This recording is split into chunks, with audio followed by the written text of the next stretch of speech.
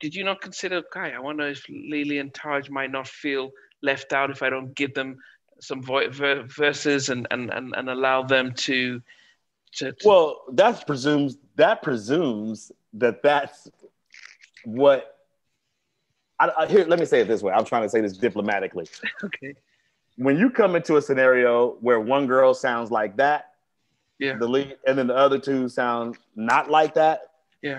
and their own thing, but it's not like they can't sing, but their job is to do the backgrounds and sound like three.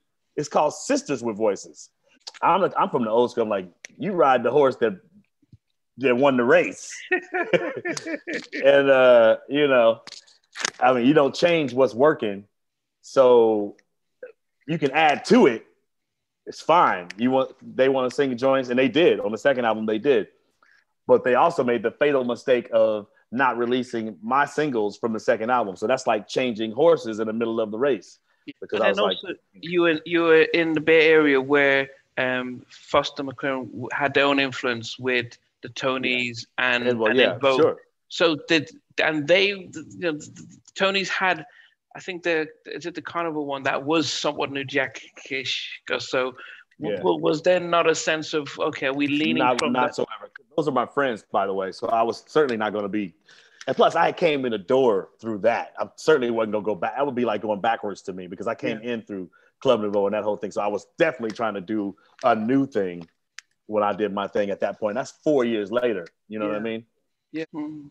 And we certainly knew it wasn't Mary, and they knew it wasn't In Vogue, and they damn sure knew it wasn't TLC. So it was like, who is this? Yeah. You know, when she said, boy, there you go. It was like, whoa, what's going on? You feel me? No, not at all.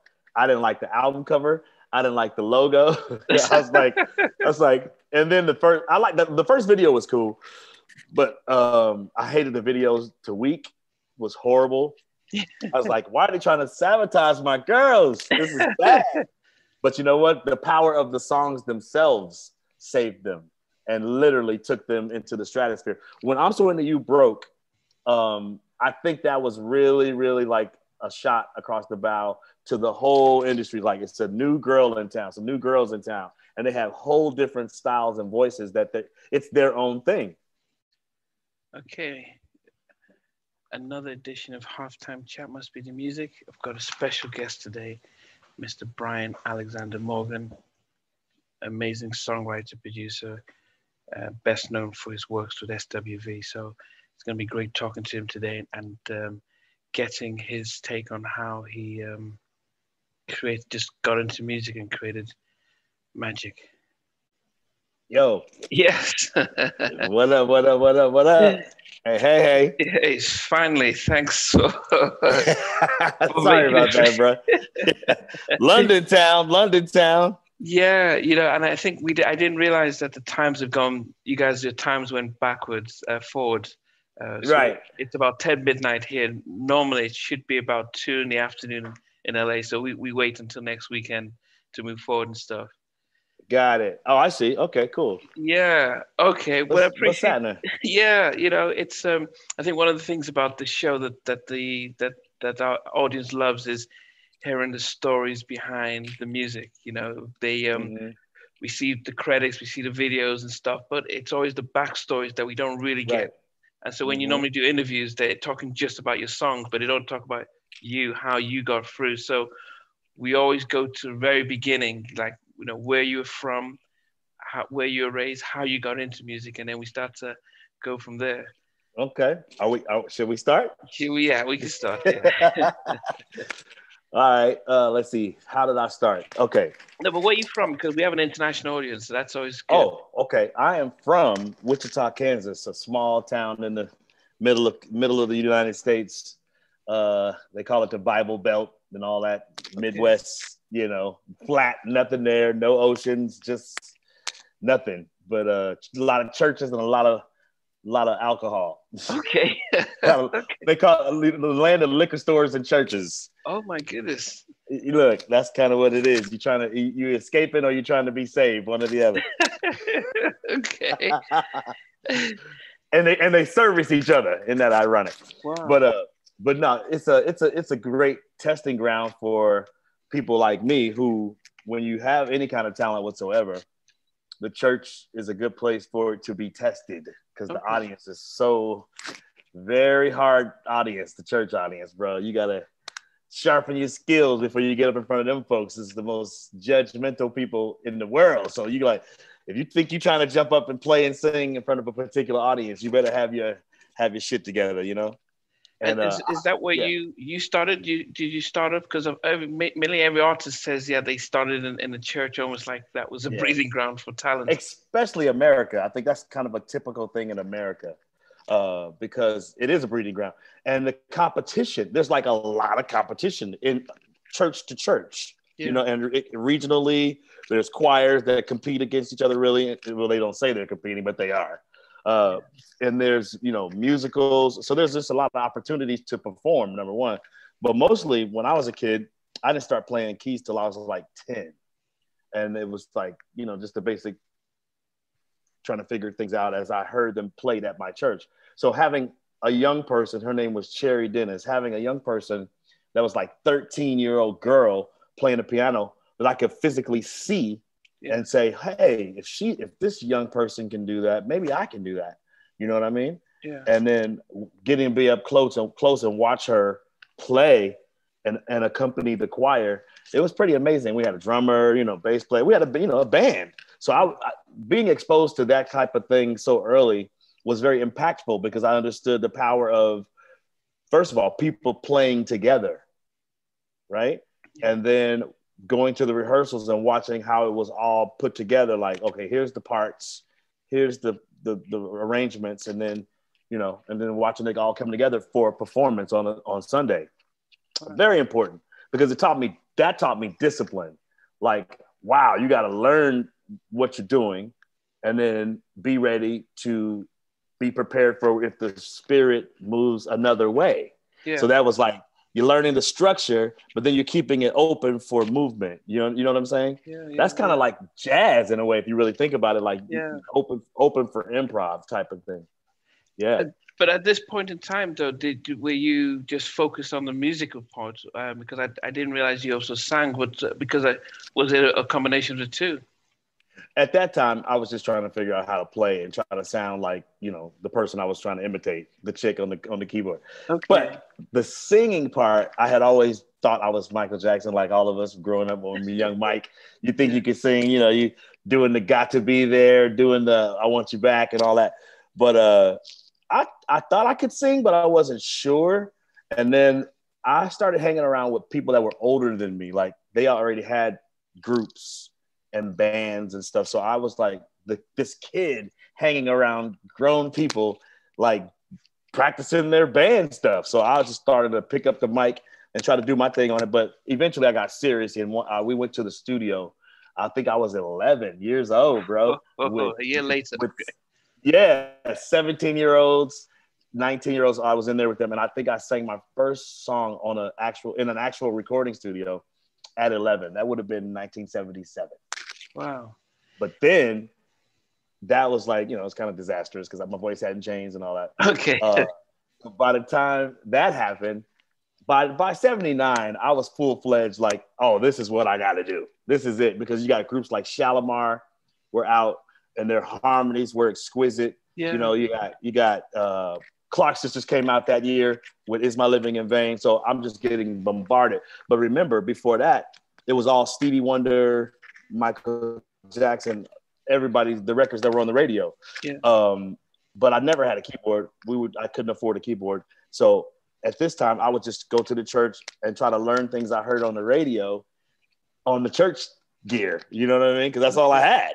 Yeah. So eventually, like, I think I started figuring out chords and stuff based on just trying to remember what I heard on the records, you know? Wow. No formal training whatsoever. So even in the church, could they notice what you were doing and say, okay, let's give you some support training wise? Or they said, stop trying to sound like the world. Okay. That's too worldly would be an often refrain. Nope, y'all getting too worldly. Oh, even Stevie, even if you're doing some Stevie. Oh, please. That's even exactly Stevie, any of the other ones. But here's the deal. When people like the Clark sisters came out with their stuff and they had such an overwhelming Stevie Wonder influence, right? It's My Living in Vain was like, we was like, whoa, what is that? That's like female Stevie Wonders, like 5 of them in the Clark sisters. So let me tell you something. When that happened, it was an explosion across the Midwest. And they're from Detroit. So that whole thing was very, very big in the Midwest. And it was just Andre Crouch, Walter Hawkins and the Hawkins family from Oakland, Andre Crouch from LA, all that really slick production gospel stuff is what started getting in my ears. Tremaine Hawkins, man, it was just like an explosion of, I call it the golden age of gospel. Wow. For like the 70s, 80s, forget it. That's when the production values changed. And all of a sudden, gospel records sounded as slick and as produced as R&B and funk. Wow. Because of people like Bill Wolfer, who produced, I said Bill Wolfer, not Bill Wolfer. What's my man's name? The Winans producer. Bill, what's his last name? You know what I'm talking about? The Winans, he produced all the Winans records, man.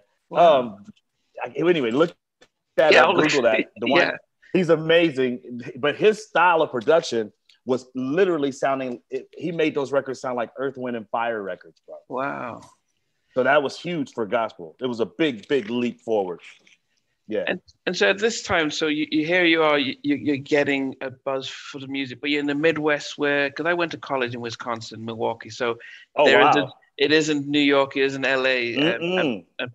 But I went to college in 97, 94. Atlanta isn't the hub of music as it is now. So you had to be in either East or West Coast.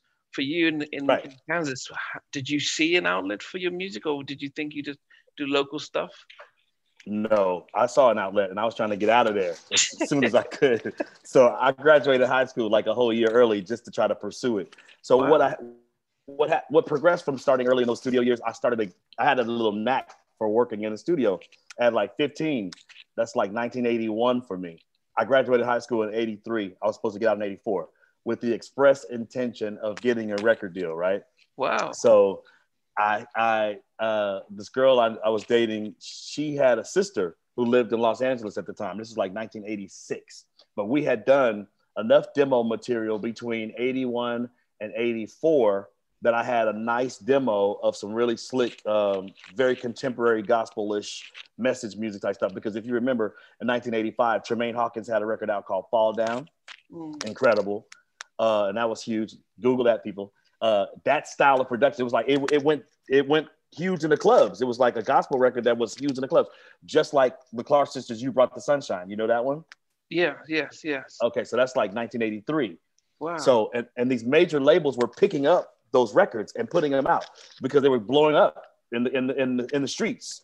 So the major labels got hip to it. So Elektra Records put out the Clark sisters, You Brought the Sunshine, and A&M Records put out Tremaine's Fall Down and her album. So we thought, well, hey, we can do it too, because the Winans, Quincy Jones signed the Winans like in 83, 84, something like that. So we were like, we could do that. So the plan was, let's go to LA, see if we can get a record deal with A&M.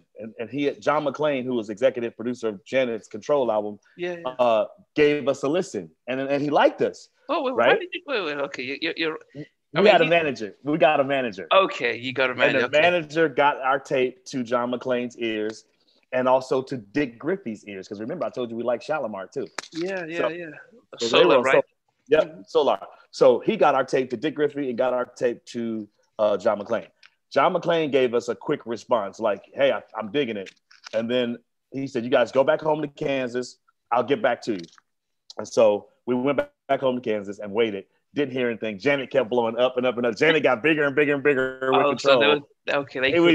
He's just like, too busy for that. So, but he did hook us up with their gospel affiliate with A&M Records, was called Word Records. Oh, wow. So they were distributed by A&M. So he hooked us up with that arm of it. Their contract was horrendous, so we didn't sign it. So we're back home in Kansas, and now it's 1987. Okay, now before that, How did you know? Because a lot of my guests, 90s stars, talk about the contracts. How did you know back in that early days about the contract was bad? We're not going to sign it, because that's a big risk. If you, I'm this kind of dude. I start calling people that were already signed to the label and ask them what do they think about their deal. That's what I did. I didn't know anything about the legal stuff, mumble jumbo, but I was smart enough to call people who were already on the label. Wow. And I found their numbers and was like, yo, I'm about to ask them, how do they feel about their arrangement with this label? And most of them were like, this is crap. And, don't do it. Don't do it. Wow. So we didn't do it with Word and A&M. However, just when I didn't think it was going to happen for me, a group called Club Nouveau from Sacramento, California. They were huge at the time. They had a record called Lean on Me. Yeah. It was a gold single. And then they also had Why You Treat Me So Bad. They were huge. Why You Treat Me So Bad, yeah. Yeah, on Warner Brothers. They were huge in 1986. And so at this time, it's 1987. And we're back home, like kind of sad because we didn't get the deal in LA. And we're like, didn't happen, whatever. So I get a phone call from one of my buddies who was a big Club Nouveau fan. I was not a big Club Nouveau fan at the time because I'm like this snobby singer guy who's all about the Clark sisters, Donny Hathaway, Stevie Wonder, singers, right? Yeah. So this Club Nouveau was not that. So, but I still respected their street game. They had huge hits. Now, I'm this kid at home at my mom's house in Kansas. I'm not about to argue about it. So when I get a call from my friend saying, hey, I'm with Jay King from Club Nouveau, and I let him hear your tape because everybody had our demo tape that we had been circulating, and Jay King grabbed the phone and said, "Yo, man, I want to sign you guys. I want to take this tape to Benny Medina, who was the head guy at Warner Brothers at the time." He said, "If I let Benny Medina hear this tape, he's going to sign you." He said, "Are you prepared to to leave Kansas and move to California?" I was like, "Yes." And so that's exactly how it happened. We got signed to Warner Brothers in 1987. And all of a sudden, I moved from Kansas to Cali. So you said we. So he keeps saying we. So I wasn't sure who was, what was it? It was me and the girl that I had been dating in high school. Yeah. And then another guy. It was three of us.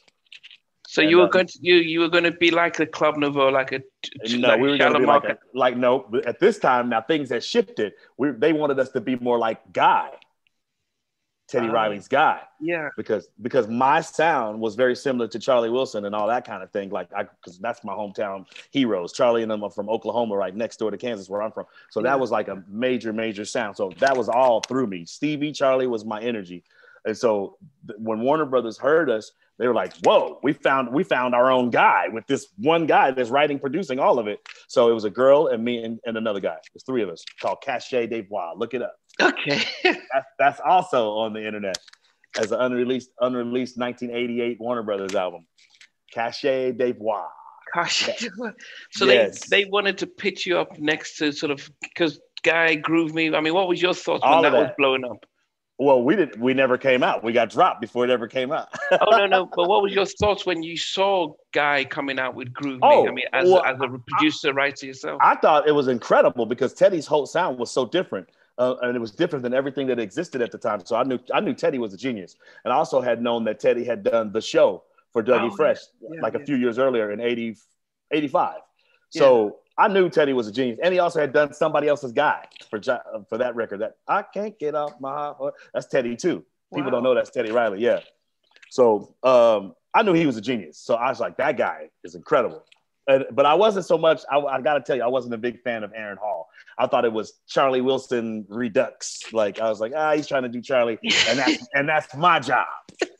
Okay. But I think that's what got Guy the deal. When I interviewed Timmy Gatlin, he says the Aaron Hall was the Charlie 2.0, but yeah. And he was writing the hell out of that stuff. Yeah, but then I grew up, I grew up in London, went to high school in Nigeria, and the Gap Band were big. It's amazing how big the Gap Band was. So to imagine the voice of Charlie. So but the name of your group was kind of a hard one to pronounce and remember. Why did you come up with something We were trying to be trendy. Like Club Nouveau was French. Okay. And so we tried to stay in. We were joining their club, if you will. So to me, I was like, well, if I'm gonna join this club, what are we bringing to it? And I thought we're bringing our unique voices. So cachet de voix means unique voice. Cachet de voix. Okay. So all of a sudden you go to Warner Brothers. Now, did you think about the deal because you've been talking to everyone else? Did you just at this time say, forget what it is, whatever they give us, I take, or what was the? That's exactly what we did. That's exactly what we did, bro. Because we were trying to get out of Kansas. It was like, whatever, let's go. So, but it all ended up not mattering because we got dropped due to some bad business on Jay King's part. It was he fell out with the higher ups, and they dropped his whole umbrella, which we were signed through. So it all didn't matter anyway. So we were by 88, we were already, by 89, we were already dropped. We got signed in 87, recorded and made a whole album that I wrote and produced the whole thing. And then never came out and got dropped by 89. That's when my real education started about how I was going to survive in this record business. So what did that year and a half teach you? Because you're out in LA, you're seeing all this stuff, you're living a part of the high life because you're Nope, not in LA. I was in Sacramento, thank God. In Sacramento, It's just like Kansas. It's very Wichita, Kansas. Yeah. So thank God I wasn't in LA. I never lived in LA till now. Yeah. Okay. I've only lived here for 8 years. I was in Sacramento for 28 years from the time I got signed till 2012. Wow. I lived in Sacramento. All my hit records and stuff, I did them from Sac. Okay. But a whole lot of stuff got made in Sac. Brown Sugar, D'Angelo's whole album got made in Sacramento with Raphael Sadiq. Lots of hit records made in Sac and the Bay and the surrounding Bay Area. Yeah, the Foster McClary. That's right, Denzel and Thomas. That's right. Yeah. They were part of Club Nouveau. That's what I was going to say. So did you connect with them when J. King signed you? Were you under his? I saw them, and they were like, how people do when I was the new kid coming in, like they're like, who's this motherfucker, And then I was also self-contained, so I didn't really need anybody else to do my thing. Like I didn't need another person. I didn't need a partner. I was writing all my own stuff, so I was kind of like the guy that people either loved or hated based on, whatever their vibe was. I was the new kid in Sacramento, so I had a lot to live up to. People like Robert Brookins was there. He's a genius. Derek Allen, another genius, was working with Janet Jackson at the time. He's the guy playing bass in her Black Cat video. Wow. Those people were all from Sacramento. So lots of talent, man. Incredible talent in Sacramento. So I came into a cesspool of really dope people, period. Club Nouveau just happened to be the most successful ones out of it, but there was a whole lot more heavier cats. Robert Brookins played with George Duke and Earth, Wind & Fire and people like that. So these people were like very serious musicians and real deal people. So I'm glad I had my Midwest training had taught me to be able to hang in that world of real players and real singers and writers. So yeah. But was Timex?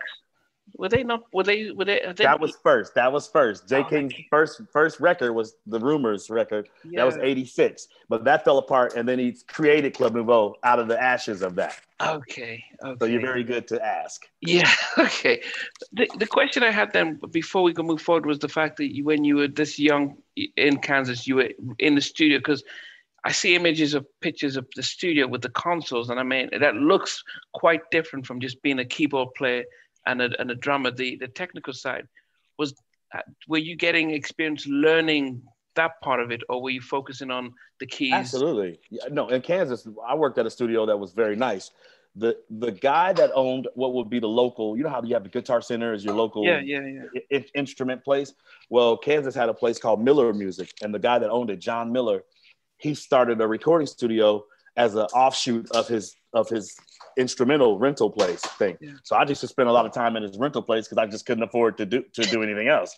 So I would rent stuff, take it home, program on the drum machines and play keys and try to record it onto just basically a boombox, really. Wow. And he saw my dedication, and he thought, you know what, this guy's in here every week. you know, I'm going to invite him to my new recording studio. So it was like a 16-track recording studio. He said, why don't you come down to the studio and try to put some stuff down and see what you think.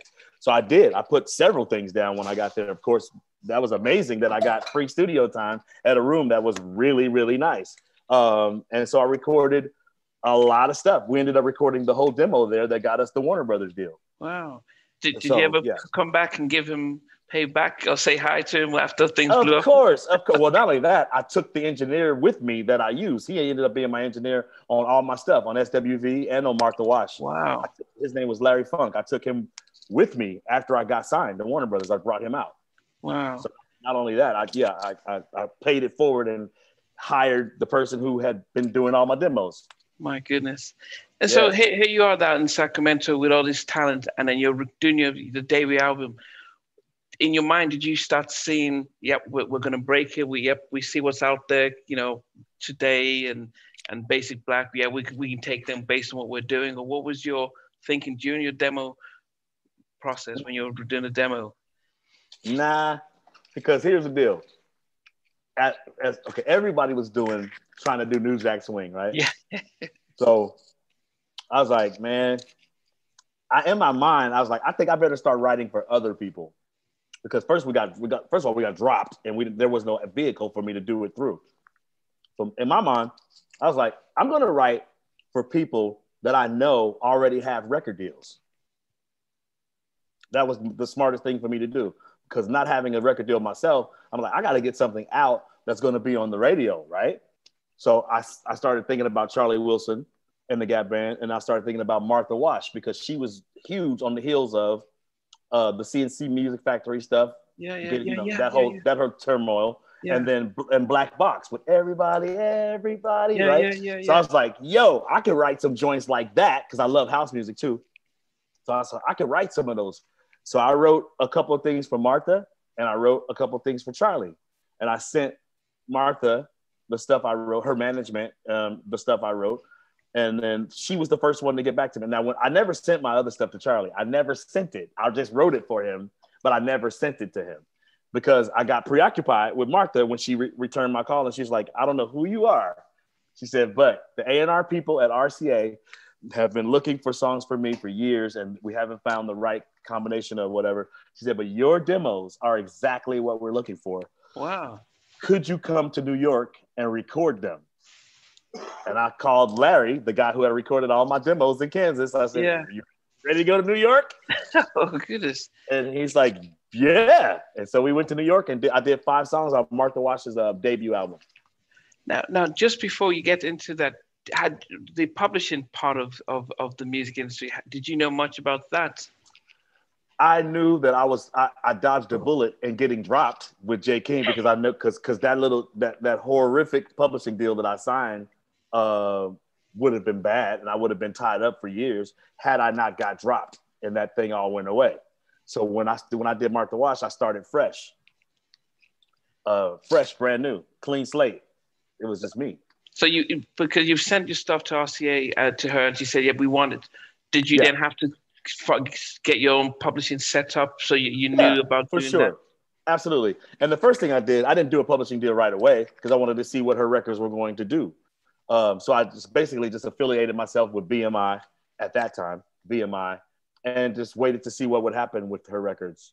I had a #1 dance record out of it called Give It To You. Okay. Yeah, and that was cool. And they did a video, and that was cool. But it didn't pop off like her CNC stuff. Yeah. And so it kind of fizzled out. But I did some great songs on there. There's a ballad on there. People don't really get to hear Martha doing the ballads very often, because she's always belting out the dance tunes. Yeah. This ballad is called Now That You're Gone. Check that out. Wow. I did it in the style of George Michael's Careless Whisper. Okay. Wow. Check you out. See, you don't know that? You're supposed to know that. No, well, as I said, we always focus on the R&B stuff you did, and I think we later know that you're into the house, but to know that you this is R&B, pure R&B. That's the record. What I'm telling you is an R&B record. It's not a dance record at all. Yeah, an R&B ballad, if you will. And I did a little R&B mid-tempo funk thing on her called "Things We Do for Love." Just check out Martha Wash's debut album. Yeah, and check me out on there. So that came and went, and then But while we were doing it, the A&R guy, Kenny Ortiz, who's the man who found SWV, and Pharrell and the Neptunes, he was telling me, "Hey, man, I got these girls. I can't get them arrested. I can't get them signed, man. I can't get them a deal." And this at the time when TLC had changed up their image and was now crazy, sexy, cool. You know, they were incredible. They went from that tomboy stuff to the hot women, right? Yeah. So, but SWV's look was kind of tomboyish and still hanging on to the, Timbos and Jersey. You know, they were still kind of like Mary J-ing it out. You feel me? Because it was 1991. So he said, "I can't get these girls arrested." But Kenny heard my voice and heard me singing and was like, "Yo, you are the guy that needs to work with these girls." And I just kind of shined him on. I was like, "Man, sign me as an artist. How about that?"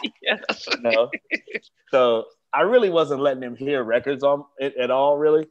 But then one day he was like, "Yo, man, listen to these girls." And so he sent me a FedEx, a cassette of them. And I remember hearing Coco's voice for the first time. And I was like, "Oh, shit. Like, wait a minute. This is some shit right here. I can work with this voice." She was kind of all over the place, and you could tell she wasn't being produced very well by whoever was producing her. She would be sharp on all these notes, and then they would just leave it. I was like, why did they leave that? But so I was like, the first thing I thought was, I'm going to have to get her under control. But I think under control, she's going to be amazing. That's the first thing I thought. And then I started thinking about it. I was like, well, you know what? I'll do it. Why not? Because they don't have a deal. If I get them a deal, I'll be the guy that's the main sound of these girls if I establish the sound. So that was my mindset going into it. Was like, well, they don't have a deal, and he's telling me that I can kind of have control over what I'm doing, so I'm going to do it. So I had this song called Right Here, which I gave them that. I did not give him Weak on purpose because I was still trying to get that on Charlie Wilson. So I did not play Weak for him at all. And we started recording. And then through a twist of fate, Kenny Ortiz was at a meeting in LA. And remember I told you I worked for J. King in Sacramento, right? Yeah. Well, there was this guy that used to work there. He was the janitor, and he would clean up the building and shit. So he had stolen a tape that had my demo of Weak on it, me singing Weak, the whole thing. He stole it, okay. Stole the tape. And so this particular day, Kenny is at the office in LA, and he's walking through, and he hears Weak. And he never heard that before, but he heard my voice. He knew it was you. Because he knew my voice because of the Martha Wash demos. I did all the demos. Yeah. So he's like, and he went over to this guy, Jeff, who used to be a janitor at J. King's thing, but now is an A&R guy at RCA. What? Yes. He'd come up in the ranks. And so he goes, "Hold on, man. That sounds like Brian Alexander Morgan." And Jeff was like, "That is Brian Alexander Morgan." So he's like, "What is this?" And so Kenny called me. He's like, "Yo, man, that's fucked up. You've been holding out on me. You know I'm trying to get these girls signed. Why haven't you played me this song? This is insane." I said, "Bro, because I'm trying to get that on Charlie Wilson, or I want to do it on myself. I'm not really trying to give that song away." He's like, "Brian, please, you got to come back to mix a couple more Martha records. Can I just pay you to record that song?" And I gave in and I said, "All right, man." So I recorded it. And that's the song that got them the record deal with RCA. Wow, but so he was there. He couldn't get them to deal that he worked there. He had to. They weren't seeing it in as far as the imaging and the whole overall thing. Plus, they didn't have the songs yet. So now all of a sudden they got Right Here and Weak after I recorded it. Now they got some songs that showcase what she's all about. Okay, that's since the deal. So that's how SWV started. So, and I think that the thing is that so what year was it that they auditioned to get the deal at RCA? Well, they never auditioned with me.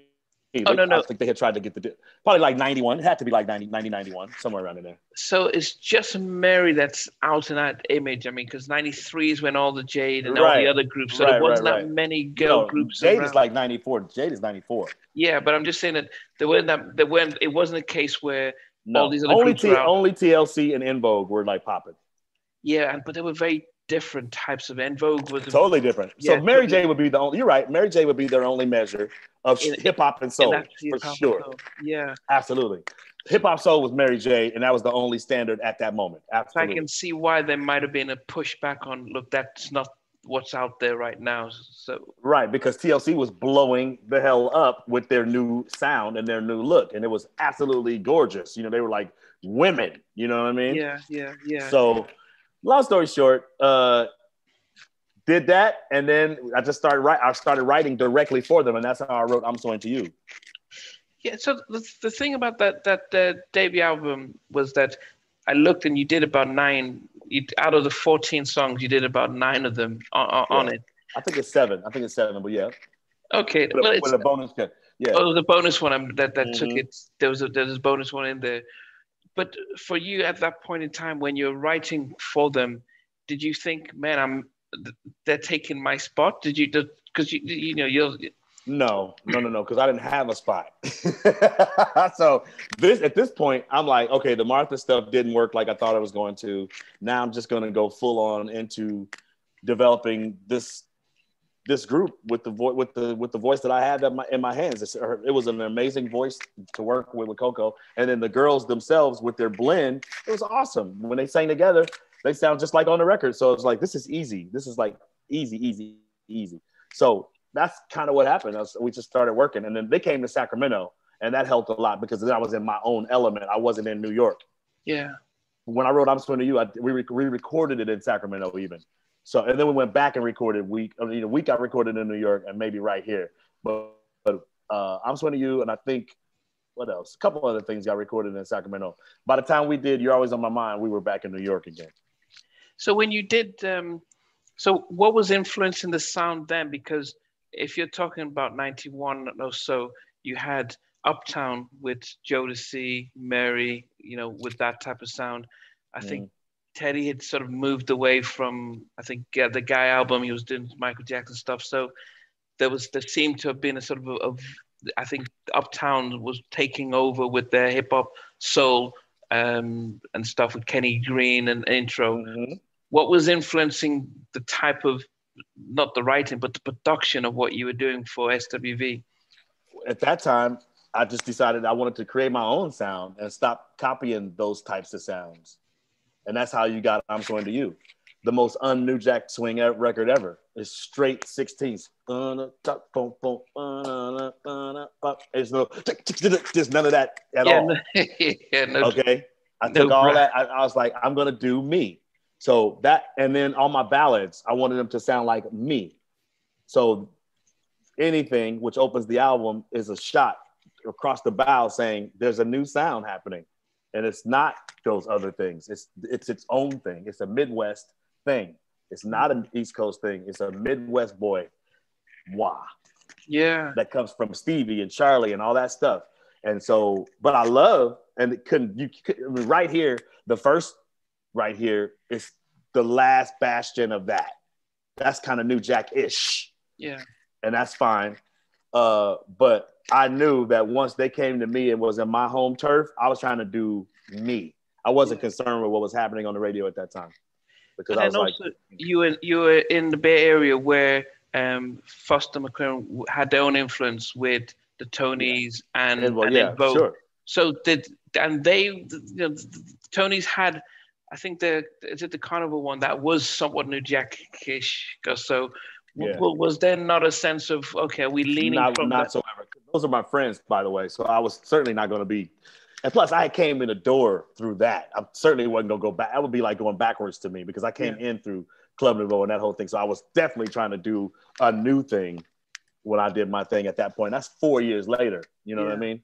Yeah. So it was just my time to do me is to be the best way for me to describe it. And that's exactly what it sounds like. You know, at the time that you did that, where you finished the album, did you think this is going to be a smash, or what was your thoughts? Could you tell? No, not at all. I didn't like the album cover. I didn't like the logo. I was like, and then the first video was cool, but I hated the videos to Week. Was horrible. I was like, why are they trying to sabotage my girls? This is bad. But you know what? The power of the songs themselves saved them and literally took them into the stratosphere. When "I'm So Into You" broke, I think that was really, really like a shot across the bow to the whole industry. Like, it's a new girl in town, some new girls in town, and they have whole different styles and voices it's their own thing. Mm-hmm. And we certainly knew it wasn't Mary, and they knew it wasn't In Vogue, and they damn sure knew it wasn't TLC. So it was like, who is this? Yeah. You know, when she said, boy, there you go. It was like, whoa, what's going on? Yeah. You feel me? And so, and I wrote all that, like, that's just like right out of my head into her voice. That was the beautiful thing about the relationship. It was like, I could sing it and she could sing it back to me. Yeah. Verbatim. So that was how it worked. You know what I mean? It was like channeling, really, for me and Coco. I would do it as it was supposed to be done. She could do it and mimic it, and that's it. That's how it worked. On Week, all of them. She sang every single ad lib on my demo. I did all the ad libs the way that they were supposed to be on the demo. Wow. There's no improv. Now, as much as I bought all their albums, SWV, I think one of the things that I couldn't I always wrestled with was, you have a group of 3 girls who I'm assume both Lily and Taj sang when they were young, but I didn't understand how come it was just the one singer and that sense of Diana Ross and the Supremes, and how that might have not allowed the others to have a balance. From when you were working with them, was it a sense of Coco's has the best voice, I'm just going to focus on them, and what was? Did you have any say in that, or what was the case? That didn't happen till later, a little later, maybe on the second album, when they wanted to have more of a voice, which I totally understand. But for me, I'm from the old school. I'm like, you ride the horse that won the race. And you know, I mean, you don't change what's working, so you can add to it. It's fine. They want to sing joints, and they did. On the second album, they did. But they also made the fatal mistake of not releasing my singles from the second album. So that's like changing horses in the middle of the race. Yeah. And it hurt them. No, we'll go to the second album because the debut album sold 3 million. Mm-hmm. You know, with all your songs, you do about 4 in a second. It goes on your platinum. So there was a big change. But I wanted to go, when you were recording the first album, you've got Coco, you know, you're telling me she was taking everything that you were giving. Mm-hmm. Did you not consider, I wonder if Lily and Taj might not feel left out if I don't give them some verses and allow them to. Well, that presumes that that's what. Here, let me say it this way. I'm trying to say this diplomatically. Okay. When you come into a scenario where one girl sounds like that, the lead, and then the other 2 sound not like that, and their own thing, but it's not like they can't sing, but their job is to do the backgrounds and sound like 3. It's called sisters with voices. So so to me, I told Lily this recently, those backgrounds are as important to the records as the leads, if you really think about it. Every single song of mine is the background arrangements that people love to sing. You don't have Week without the backgrounds. Yeah. You feel me? Like, so those backgrounds are as integral to the song as the leads. So I think it's a misconception that people think you just have to be doing the lead. No. When they said, so far, all that blow my mind, with the thing, all that, hello, that matters. That's that shit. And then on Week, come on. Week, I lose control. Every single thing about Week is all about the backgrounds. Yeah. So there's never not them singing. They're all singing. You feel me? Yeah. She just has the voice that does the verses. But the backgrounds are everything. When you're talking about my joints, the backgrounds are everything. Love will be right. That's all of them. Yeah. Be right here. Come on, man. Like, you feel me? Every song. So I had to even tell themselves, don't sell yourself short about how important those backgrounds are. Because when every little girl group or people that try to go karaoke your joints, what do? Or in the audiences at the shows, everybody's singing them backgrounds, homie. They like the lead, but everybody's still singing them backgrounds too. Ooh, what? On the end of, what am I supposed to do? Come on, man. Yeah. Anything you want to do. Where isn't there backgrounds? You feel me? Yeah. So they really are singing all the way through on all my shit, really, is what I'm trying to tell you. No, and you've explained it in a way that most producers and writers don't do, because it gives it, it validates, because as I said, a lot of us would be looking at it and thinking, oh man, it's unfair that you have one main singer. But the way you've explained it, because of course most of us we might not remember all the vocal, the lead, the songs, but we know the chorus. We'll all jump in at the chorus and stuff. But the way you've been, right. Think of it this way: Mary and Flo could sing; they were cool. But it's Diana's tone that made Baby Love be the smash, or Come See About Me, or all those records. So, but the backgrounds are still important to the record. Like, you don't have the record without them. Yeah. You take the backgrounds away, and you do not have the Supremes. Yeah. You know what I mean? And I wonder how diplomatic you were because you sold it really well, and I'm not even a singer. But I wonder when and I saw the New Edition story and Ralph singing, and everyone's like, "Man, what about us?" Did you manage to give them a sense of value that they could understand that? Okay, Coco's singing it, and they don't feel during those early days. I just don't buy into the concept of that you should be singing it, because you became a success with her singing. So why would you change that in the middle of it? Now you can, like I said, you can add to it. You can sing some things on the record like Jermaine did on the Jackson 5 joints, sure. But everybody it's still a Michael show. Everybody knows that. Or Jackie sang some shit. This is not new. Like when you have a hit voice, what are you trying to do? Fuck up your money? No. You let that voice do what it does, because that's what connected with the audience. You don't change that and like have some whole other voice doing the stuff all of a sudden. But now if you do, fine. Make sure the joint is cold. Make sure it's badass. Faith Evans did a very nice job with Lily on the second album. Taj did a very nice job on her songs. They sound amazing, but you still made your money with that other voice, and you can never ever act like that's not the case. Yeah. And that's really good about how you've explained it, because we can probably see how some of the other groups who try to switch it up didn't kind of fell short in their second and third album when they thought, oh, let's spread the wealth around. They didn't realize that they take away the winning formula. And let me say it like this: unless you started that way. Good example: Sly and the Family Stone. All their hits, everybody's doing a part.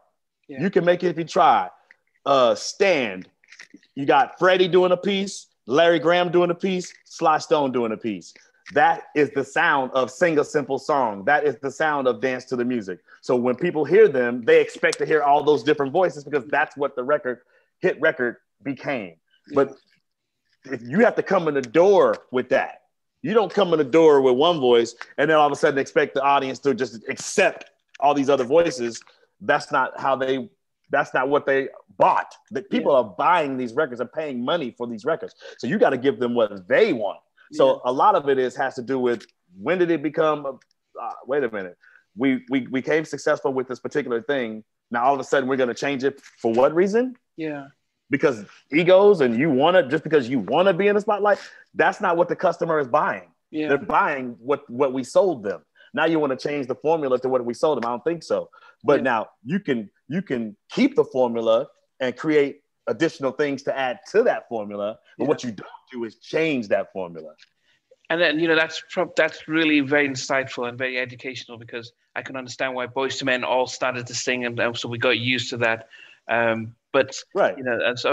so the album starts to, the singles are going up, it's going platinum, double platinum. What are you thinking when you're seeing this happen? Are you thinking, now I can get a deal, or what's? Well, you know what? I was thinking, I need an accountant and I need a house. I went straight to I got to build a studio. My mind goes right back to work. I wanted to build a very comfortable studio to work in and do the next record and do that. And so I did. I got a house. I built a studio in it. Lalah Hathaway came to work with me that year, 94 and 90. Usher came to the house in 94. So I did a song called Let Me Love You on Lalah Hathaway, which I love. And Usher, I did a song called Crazy, which I love. So, and then we just kept going. And then I went right into the second album from that in 95. So at this point, had you parked the idea of becoming a solo recording artist? No. As a matter of fact, I was completely not feeling that after I saw what the girls went through on the road. It was not easy, man. Like, first of all, when the Right Here was out, the very first one, it was tough because that wasn't blowing up like we thought it would. And they had some rough markets to deal with. People were not very nice. You know what I mean? It was very working all those places all around the country, flying all around the country. I didn't want to do any of that. So I was like, and then plus I could do my thing at the house and still make the money. You feel me? Yeah. So it was easy. I very much slid into producer very comfortably. Okay. I was not thinking about trying to be an artist. And everybody wanted me to be. When they heard Always on My Mind, they couldn't understand why I wasn't out there trying to be an artist. Yeah. And I get that, but mentally I wasn't trying to be at that time. I was just comfortable being the producer, writer. Now, who happened to sing. Who could sing. Yeah. Now, I think there's my biggest, when I grew up, I had Michael Jackson, Steven Spielberg, and Teddy Riley. Those are my three. Anything that they did, I would buy, watch, doesn't matter. So you put Steven Spielberg in that? Okay, interesting. Yeah, I think because any movie he came out with in the 80s and the 90s, I'd watch. That was your can't lose. Those are my three sort of, Spielberg, Michael Jackson, and Teddy Riley. Got it. And so when I heard the I'm So Into You remix that came out with his name and the Allstar one, I was like, wow, I could hit the rap and the check one, check two, and all that stuff. Yeah. I interviewed Sprague, one of his former producers, talking about the track. I think I wanted to go first. When the remix hit the radio, did that have an impact on the album sales? The actual particular remix? No. Okay. I'm So Into You was a gold single before they ever did that. And that album was a gold album before they ever did that. Okay. So I'm So Into You literally put them on the map, and everything else that happened after that was just that. And after that, but as far as impact with that remix, that was really an East Coast thing. I felt like we had already broke the spell across the country as far as New Jack Swing goes. I had finally broke the spell of that particular sound with I'm So Into You. So people really were digging that it was different. And so, and I know that it affected the culture because Jimmy Jam told me that when they went back into the studio after having done the very hard swinging Rhythm Nation album, that was super tight. Everything was super tight, right? Yeah. But Pete, when they went in to do the next album, Jimmy Jam told me, he said he sat them down and they played the SWV It's About Time album. Wow. And they particularly listened to I'm So Into You. And so when they went back to give Janet some stuff, my boys, the Avila brothers, Bobby Ross Avila and his brother, they gave her That's the Way Love Goes. You know why? Okay. Because it was a chop, and because I had chopped those drums. The difference between me and Teddy was that I was chopping my stuff up like hip hop and playing my keys and chopping them some of my own chops and my keys. So I was doing way more of a hip hop approach than a straight ahead R&B or New Jack Swing approach. Mine was kind of bringing it come from a hip hop perspective and then making my keys fit into that. Yeah. But it was still my original keys, but I would add, samples and chops. That's what the look at I'm So Into You. It's like a lot of little chops and things. The hi-hat, all that is all samples and chops. So it made Jimmy and Terry and their producers go, hey, why not try a samples and chop thing on Janet? And that's how you get that that guitar jazz sample. That's the way love. Now all of a sudden she got a whole new sound. Why? Because it's completely not New Jack Swing. It's a whole new thing. And it was a more open, laid back, groovy, sample-based and chopped drum sounding thing that they're using in Impeach the President, the drums from Impeach the President, very brilliantly. And then, by the way, Come and Talk to Me, same drums, effectively. Come and Talk, the remix, Puffy's remix. Okay. So we just in a new thing, all of a sudden in a new thing.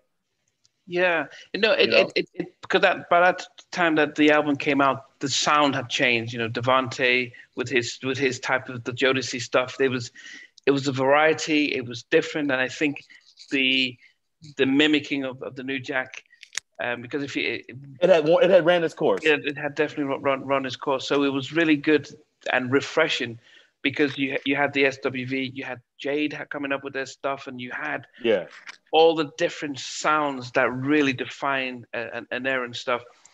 For you, then, you know, you're seeing them when they start to blow up, especially when they come out with Weak. Are you saying, oh, did you ever think, I wish it was still me singing this song? Or did you say, no, never. I never wish that, because I really like Always on My Mind, because it was natural. It was organic. The way it happened, I felt my contribution as far as singing goes is right where it's supposed to be on Always on My Mind. It's almost like when I hear singers talk about it, man, it gives me the chills, because people talk about it like with such reverence. Like they're like, yo, my whole shit, I was basing it on trying to do them runs you did, son. You know, it's like, you know, it's a lot of, like, I feel so good when I hear people say that little part. You know, I never thought I'd find someone. They're like, that little piece meant so much to so many people. And I was like, okay, then I did my job. Because it wasn't, you know, we didn't get that much of a, you know, the producers doing a little part on absolutely not, right? Yeah, unless it was Babyface, right? Yeah. I mean, Babyface did it later, or R. Kelly. So did you do that before he did the Aaliyah stuff? Yes. Yeah. So as I said, R. Kelly bit me extremely on. He bit anything. My song, Anything. Age Ain't Nothing But a Number is basically the chords to Anything. Listen to it. Go check it out. Age Ain't Nothing But a Number is dead on Anything. And I'll tell you another secret that he ripped him, but he did it brilliantly, though. I gave him props for this. Back and Forth is I'm So Into You, but he flipped it. So listen to the elements of I'm So Into You. You got my motif is that dun, dun, dun, dun, dun, dun, dun, dun, dun, you know that. What is he doing on the back? Let me see you go. Dun, dun, dun, dun, dun, dun, dun, dun. Got that in there, right? And then he's got, but the drums to Back and Forth. He took my break from the breakdown and I'm So Into You, where I go, you're not, boom, you're not mine. He took that drum part and made Back and Forth, because it's dum dum dum dum dum stop, dum dum dum dum dum. And if you hear the keys, it's dun, dun, dun, dun, keeping the motif like that. You know, I'm So Into You is the whole motif is dun, dun, dun, dun, dun, dun, dun, dun, dun, dun, dun, right? Yeah. So he took two elements and changed them around. He was clever to take the drums from the breakdown. Because that breakdown is everything, and I'm So Into You, right? People wait for that. Like when you get to because the beat is so straight, like boom, got, boom, boom, got. But all of a sudden on that breakdown is boom, got, boom, boom, 808 comes in and shit. R. Kelly was smart to take that, to do the beat from Back and Forth and make it like that break, and that's exactly what it is. Do, you know, dun, dun, dun, dun, dun, right? But and then the hook, and one more thing. Yeah. I'm so into you is the melody. Back and forth. Ba, ba, ba, ba, ba. Come on, man. Did you ever say to him, dude, what are you doing? Get my lawyers on? When he did Anything, we had to laugh about that one. I was like, bro, come on, bro. Listen to the chorus to Anything, and then listen to the chorus to Age Ain't Nothing But a Number. It's just the exact same chords. It's fucking ridiculous. But was it a change enough to I wasn't tripping. I was in my own lane. I was doing my thing. I wasn't worried about it. Mm-mm. Did you ever get a confession? Did he ever say, yeah? He knew. I mean, I think I looked at it as more of a compliment, because he was on fire at the time himself. So for him to be doing something that I was doing, it was a compliment to me. Yeah. Imitation is a very sincere form of flattery. So. You're right. I mean, there's so many people who were imitating the New Jack stuff, and so to have a new sound. So you've told me that Jimmy and Terry were telling you that, we listen to stuff, and yes. we're pros. We're big enough in a group to know how to be influenced by what you've done, but not. And they had influenced me so long before that. They had influenced me as the kid in Kansas, listening to Sherelle, listening to Alexander O'Neal, listening to SOS Band. So how I layer my keys, I got all from Jimmy. And I tell him that to this day, like, bro, your whole style of layering keys is what I do. That's why You're Always on My Mind sounds so lush. That's why Anything sounds so sexy and deep. I learned my lessons well from Jimmy, listening to his key. And that's why my bass lines are very, very prominent. Jimmy Jam is one of the dopest, coldest keyboard bass line playing people ever on the planet. Yeah. When you listen to that stuff is crazy. So, and then you got Let's Wait a While. That's a mood. That's a vibe. Funny How Time Flies. Are you kidding me? So you better believe anything takes its cues from that. Yeah. You see it sonically. So I love it because it's us listening to each other, kind of taking bits and then incorporating it into your thing, not just biting it wholeheartedly. Like take a bit and do your thing, flip it. Come on, flip it, son. With anything and AJ Nothing But a Number, I felt like he was lazy on that one. He didn't really flip it. Now back and forth was genius how he flipped it. I could hear through what he was taking from me, but nobody else could, and that's when you flipped it. Okay.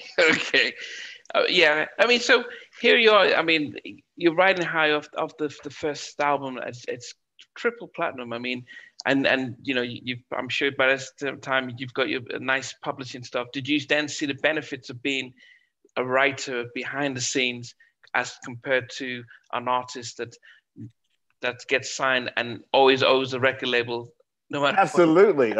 Are you what? Of course. I saw that benefit right away, and they did too. And that's what caused the tension between them and them. You know, the management tried to set them up kind of against me. Like, okay, this next album, Brian made all the money on that last album. We ain't gonna let that happen again. Type of energy. Yeah. And that's what happened. So that's why they call an album A New Beginning. It's not so subtle smack in the face.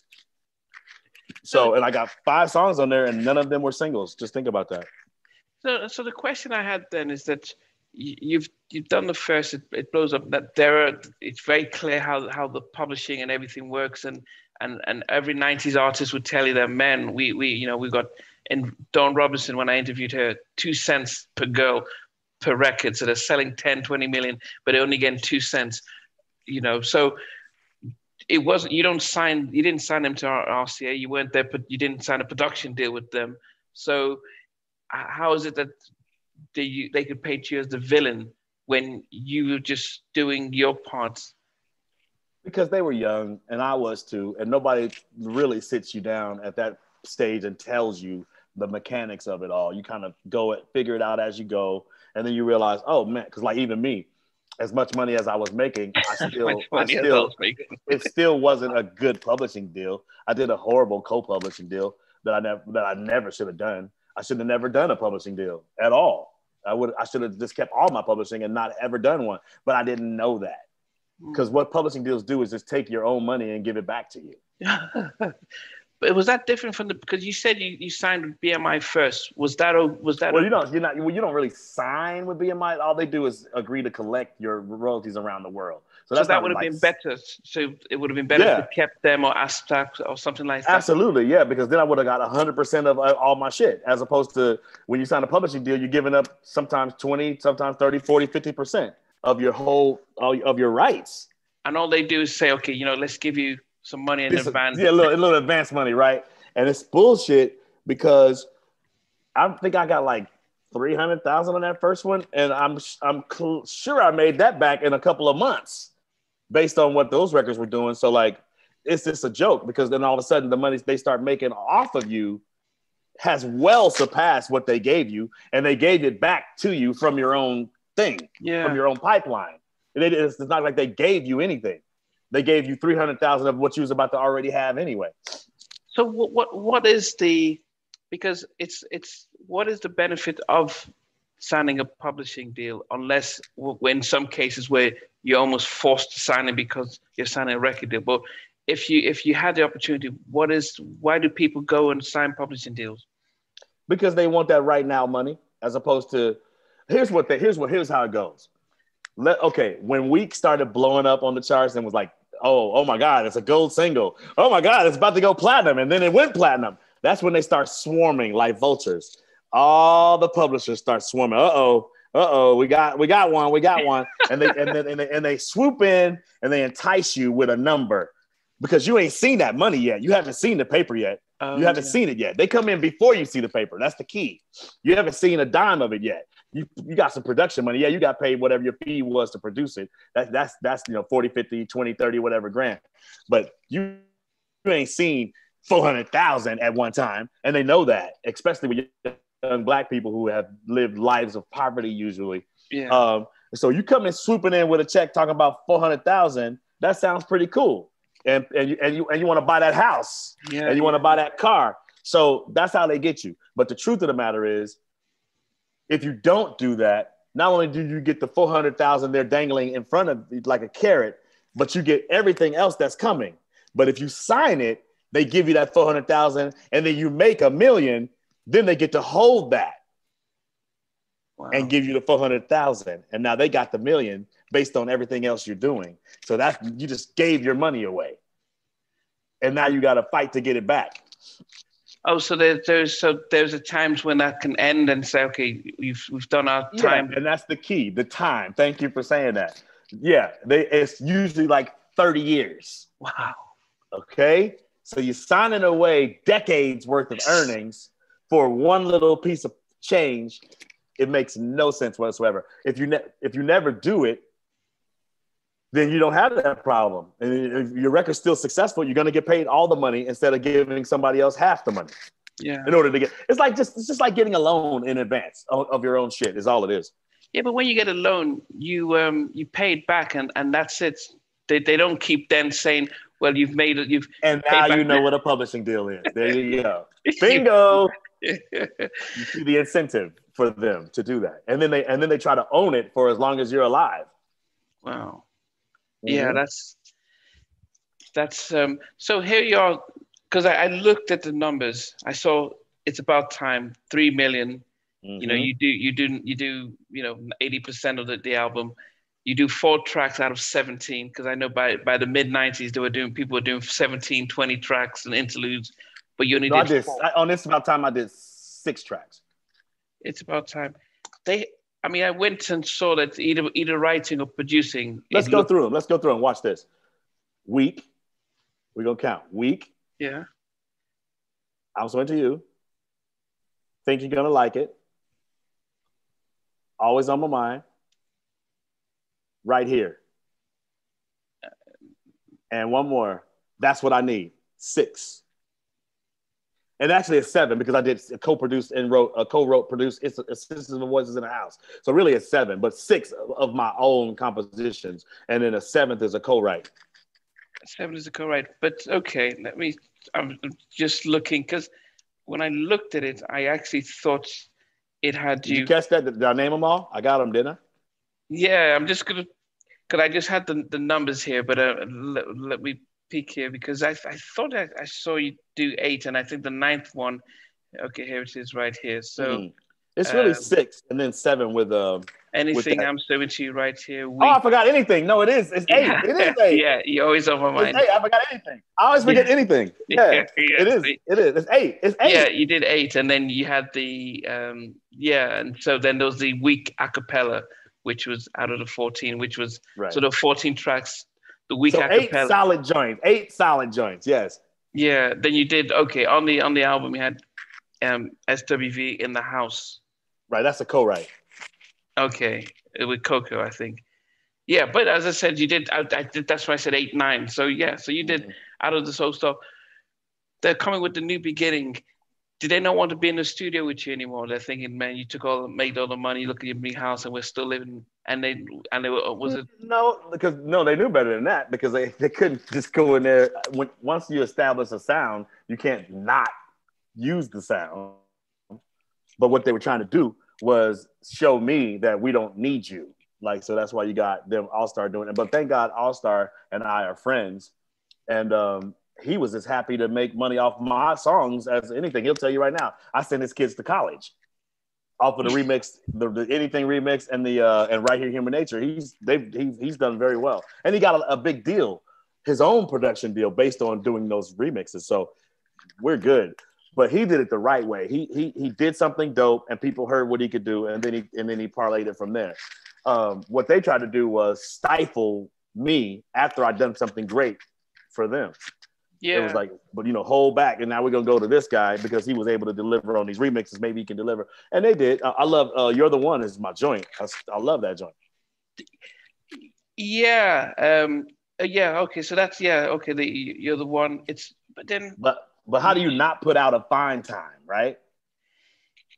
Yeah, so as I said, because they went to the Neptunes, they even went to they went to a lot of people. Troy Taylor. Yeah. So Eric Sermon. Yeah, Faith and Chucky. Yeah. Faith and Chucky, all friends of mine. We all peoples. Trust me, we all. The writer community is solid. We saw what was happening, but guess what? I knew that I wrote some solid stuff for them. What's it gonna be? Fine Time. That's what I'm here for. Solid tunes. And but whose decision was it to? Because I thought the label makes a decision as to what singles get released, unless you were big. Well, they did, but I mean, by that time, I think the management she was fraying relationships within them, the girls themselves. So it was all bad. Like, it was just all bad. Like, so their relationship with me soured when I realized they weren't going to release any of my singles. That's like a slap in the face when I had all the hits from the first album. So I wasn't looking like, like I wanted to be there myself. I started writing for other people. I was like, let me get down with other people. I started to go in with Brandy, and my mind was elsewhere. I wrote Rain for Brandy and was already about to cut it on her when RCA intervened and asked for it to be on SWV. After they did, now we're on the third album. Yeah, no, but so could you see when they were recording that the vibe? I mean, the times have changed. But yeah, they were trying to force them to write on my stuff. Like, it was like literally putting pen and paper in front of them and saying, okay, Brian has this idea, but y'all write something on it. And that's not how magic happens. Just let me tell you. That's were they doing it to the other writers? Is it just Brian that they wanted to No, of course they were. Well, they were trying to. But I mean, if you're not really writers like that, it's not going to work, no matter who's producing it. So, but Pharrell didn't need nobody to co-write Use Your Heart. Except him and Chad. So just like I didn't need nobody to co-write my joints. So the whole concept of doing that is the point is that it's a forced, unnatural, unorganic thing to do, just so you can try to be participating in the publishing. And it was a whack vibe, period. Yeah. Didn't work. And the album just went platinum. They pushed it out. It didn't do as well. Right. When you could see the sales not going up, what's on your mind? Were you happy? I mean, what was on my mind at that time? Lalah Hathaway, Usher, and everything else that I was working on at that moment. I was like, I can't put my eggs all in that one basket. I learned that, and I was glad I did learn that, because I was like, yo, even if Usher or Lalah don't sell records, I'm still getting paid to produce these records. So that was my bread and butter, is just working, period. You never know what the records are going to really do. Yeah. So if you could just keep working, this is the point.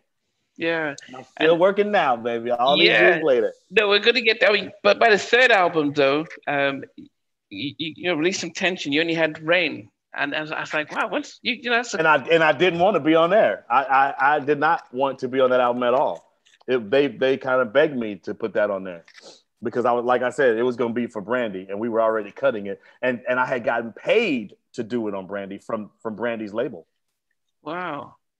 It got intercepted by Rodney Jerkins, who was in charge of her record at the time. It was the album that Boy Is Mine is on. Yeah. And he just chose to not have it on there. And so I got a call saying, okay, well, we, even though we paid you to write that, because I got a little 4-song writing deal from Sylvia Rohn at that time, at Brandy's label, Atlantic. And that was one of the 3 songs I wrote for Brandy. So I literally got paid to write that for her. And then we started to cut it in New York at P. Diddy's studio. And then we got shut down the next day, like, yo, it's a no-go. Rodney's, we're not going to use it. And so RCA called, and they already knew. They were like, please, we can't have a whole album without Brian Alexander Morgan on there. Can we please get this tune? And I was like, you know what? Yeah, I'll cut it. And so that's how we ended up cutting Rain. But how was it in the studio after all this? Was it tension in the studio? Isn't it ironic that the album is called Release Some Tension? It was tension all over the place, man. I think, and that, you know what? The funny thing is, Coco recorded her thing completely and utterly separate from them on that. Because I don't know what, I think Coco had been pissed off at Missy or something. Like they had just recorded Can We? For that, with Timbaland and Miss. And something had happened because I remember that Missy invited me to her video shoot, to the video for I Can't Stand the Rain, her first single. So, but she said, only bring Taj and Lily. I was like, what? She said, yeah, only bring Taj and Lily, because she was gonna let them be in a cameo at the end of the video. If you look at the end of the video, they are. It's a cameo. 702's in there. There's a lot of cameos at the end of that video. So I remember cutting Coco at Right Track Studios one day, and then the next day I cut Taj and Lily's backgrounds to Rain at Electric Lady, Jimi Hendrix studio down in the Village. And then we took a cab over to Missy Elliott's video set to do the Rain. So all this Rain, huh? Check it out. Goodness. Yeah, that's wow. I mean, but for yourself, as I think that, going back, you said Rodney said, no, we don't want Brian's track on it. Did he listen to it? I mean, did you? He loved it. He loved it. He loved it. He loved it. He loved it. I think he just didn't want it. It didn't fit his vision of what he was trying to do on Brandy at the time. Rodney was making a statement with Brandy's album, a Rodney Jerkins Dark Child whole entire statement. He had been given the reins, if you will. Okay. So he had power to say yay or nay. Wow. And he just, kind of. It wasn't anything personal. It was more like, look, this is what I'm trying to do and stuff. I don't know. I wasn't in his mind, but I know this. He didn't want it on there because it wasn't a Rodney Jerkins joint. So if it's not on there, then everybody's talking about everything else that ain't, I'm not a factor. He made me a non-factor, put it that way. Okay. And it was, at the time I was slightly devastated because I really loved Brandy and I wanted her to sing that. But it was the best thing that ever happened because Coco, now, after that energy that we had on that second album where it was like not so great in the studio, she came to sing on Rain, baby. That's what she gave me, everything. And she even had a cold and she still delivered. And she was a sweetheart on that vocal record. And I remember I just was thinking, wow, she's never been this nice and sweet in the studio before. This is amazing. She gave me the delivery that I wanted. I didn't want it to sound like weak. I didn't want it to sound like any of those old things. I wanted it to be different. Yeah. And her level of sexiness on Rain is, I still to this day. That's why so many. Have you noticed like it's really a viral thing right now? All these kids and everybody, all these new generations are singing it on TikTok and shit. Man, bro, Rain has never left. And then it came back in the form of Pulling Me Back, a hit record for Tyrese and Chingy. It's out right now on a Rick Ross record right now called Summer Rain. It's crazy. Chris Brown's got a new one dropping in a couple of weeks using Rain. I mean, it ended up being the biggest thing. I think it's bigger than Weak in a lot of ways for me because it keeps coming back over and over and over. Pulling Me Back was a top 10 hip hop record in 2008. So, I mean, that's crazy. Yeah. Or 2006, whatever it was. Yeah, I mean, I think that's because in the 90s there was no one could take away from the 70s or the 80s, but in the 90s there was a lot of very distinct sounds and songs, and you guys were given breathing space to write good stuff. The radios were willing to play it, and I guess I'm trying to understand what are your thoughts as a producer and writer with how the R&B and the music market is today. So you mean comparatively, like what's the market difference? Yeah, because back in those days, I mean, you're getting Elektra giving you a 4-song deal. You're doing albums. The labels were investing in songwriters and producers to do stuff. But is there a market for R&B? Are they paying money for R&B records to be played? I think the biggest difference between then and now is that seems like everything is a collaboration now. There's not a single record that's not a collaboration. I'm the last of the 100%ers, like where I did it all. Like I wrote it, produced it, arranged it. That just doesn't happen anymore. Almost like it's almost like a unicorn or something. Doesn't happen anymore.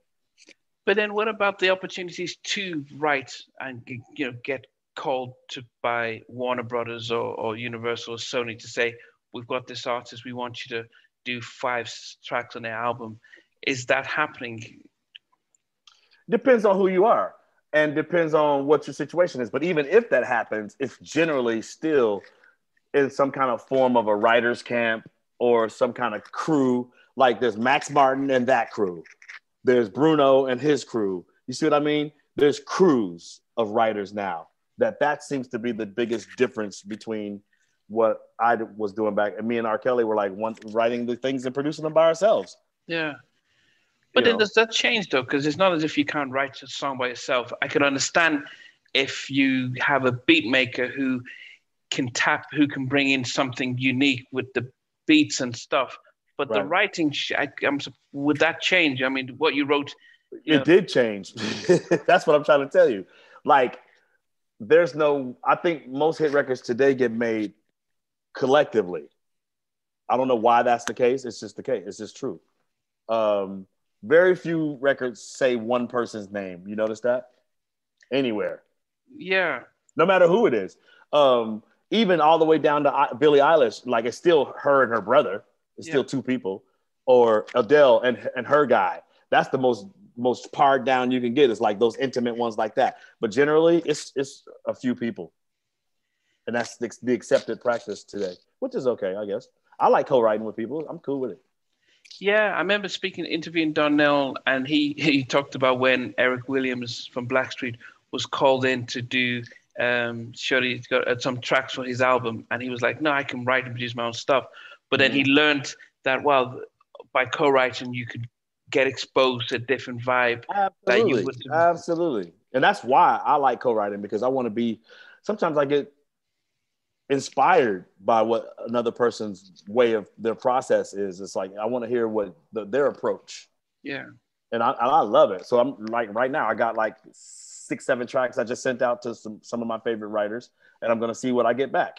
And then when I get it back, I'll go, and by the way, one of them was Nefertiti. She's amazing. I'm excited about what I get back, because then I go, oh, you went there with it. Well, now I hear this. It makes you hear things differently. And that's a good thing. Yeah.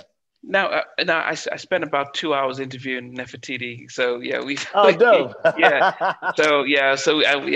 connected. I mean, it was she was a pleasure to talk to, and I wanted to get to did my name come up? Did my name come up over there? Yes, because I did say, because I saw the video and I said, what's going on with you and Brian, because I noticed I saw that the stuff that you were playing.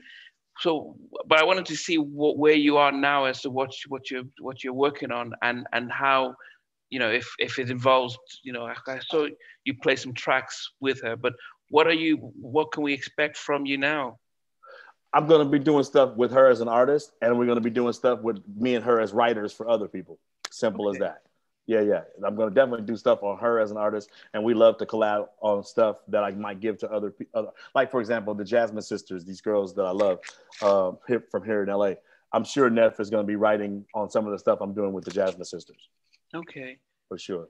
Is it that because I've heard her stuff, her vibe and her voice and everything, and is it that there's a style that she's tapped into that you're like, okay, I can add on to this? And Absolutely. Plus her energy, her whole spirit is like, she appreciates all the stuff that I come from. Like she's from the Midwest too, so that might be a part of it. Yeah. She's from Ohio. So she gets it. And then she is a student, and I like that. I'm always a student, even still to right now.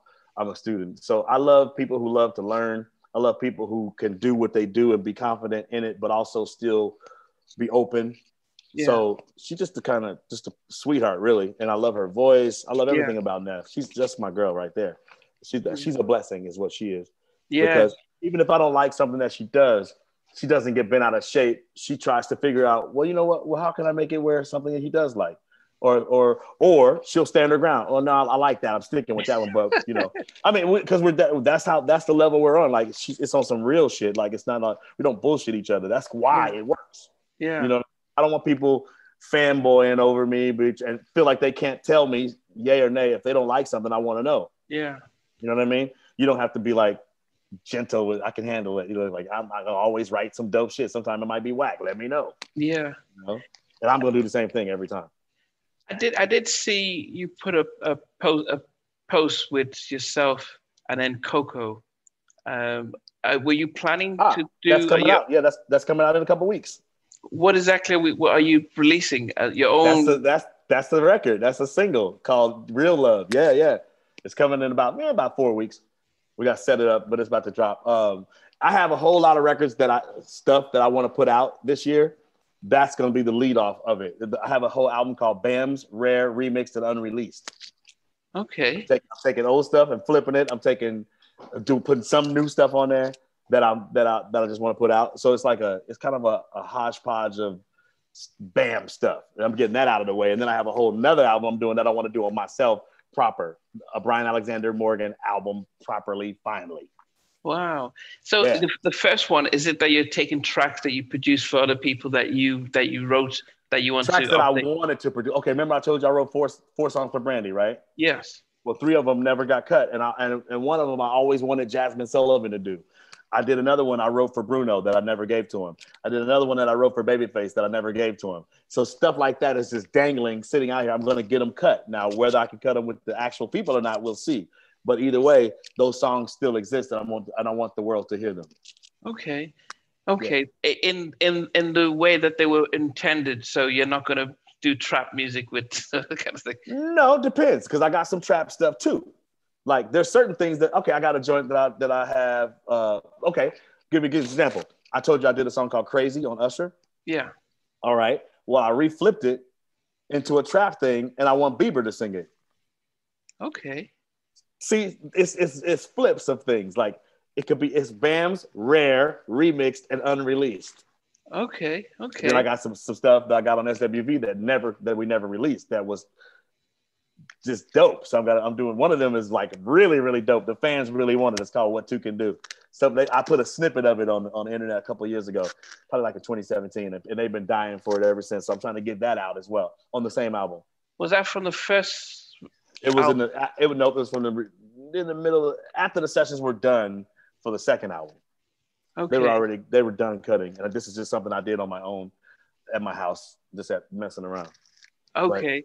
But pretty dope. Because we thought there was going to be a Coca-Cola endorsement thing at this particular moment, so we did a song called "You Can't Front" and another one called "What Two Can Do."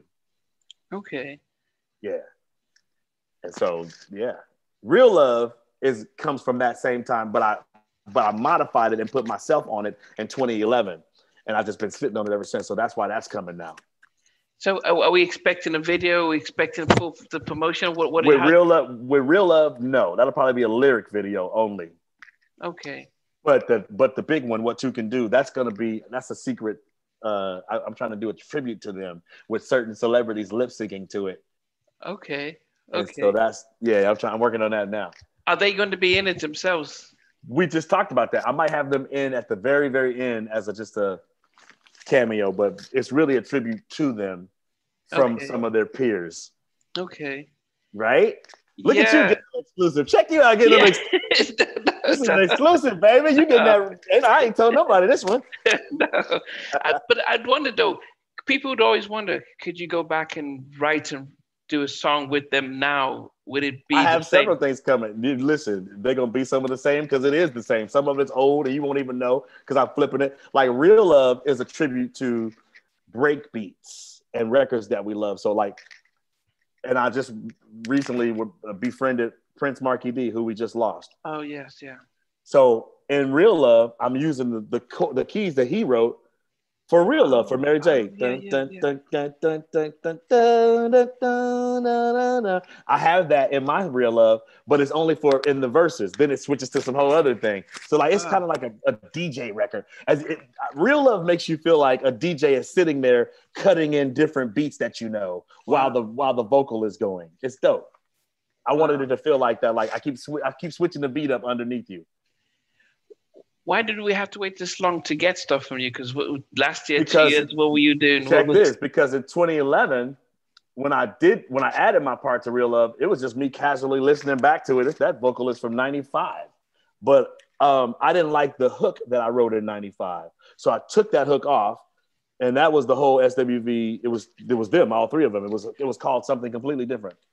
The only way I could keep it and make it something new and fresh was to change the hook and make it be a better hook. So I did that, and it's me singing the hook in a vocoder, you know, kind of Teddy Riley style, and then I kept Coco's vocals for the verses, and then it made sense. So it's more of a duet with me singing. It's not even duet. It's Coco singing the verses and me singing the hook is what it is. Wow.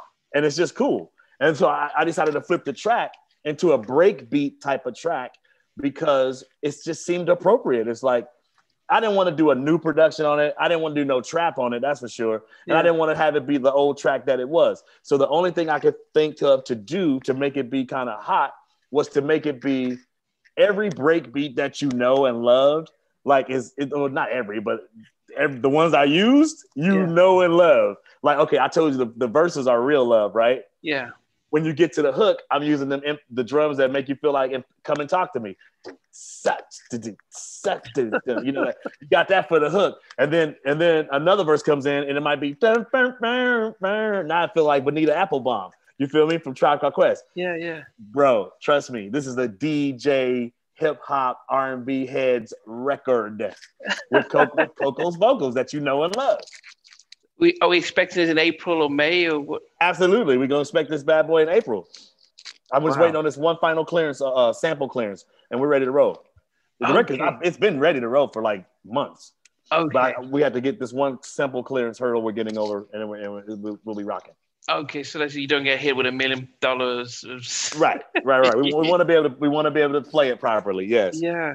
I've sent it to certain DJ friends of mine, and they have it and are ready to start playing it in their mixes right now. Like several of them that I respect, and they're gonna get it on. They're gonna start putting it on their playlist and stuff. So It's just exciting. Did you see the graphic for it? Yeah, I did. Yeah, the roads. Yeah. And Bam and Coco, and I'm thinking, what's going on? So I think that would be exciting. And in fact, I will pinch the graphic for it to let people know to take. Please do. Yes, absolutely. Yeah. And I'll tell you, and I'll keep you posted on when it's really actually gonna drop. Yeah, it's coming. That'll be available for purchase. Okay, not streaming because streaming all of it. We're gonna be on all the platforms, and I'm trying to get that bad boy on the Sirius XMs and the cool terrestrial stations that still rock, those formats like that. Yeah, a hot track will always get its way out there. I always end my interviews by asking my guests that if you were stuck in an elevator and you were told, look, it's going to take about 2 or 3 hours to get you out, what movie would you request to watch? Ooh, that's a good one.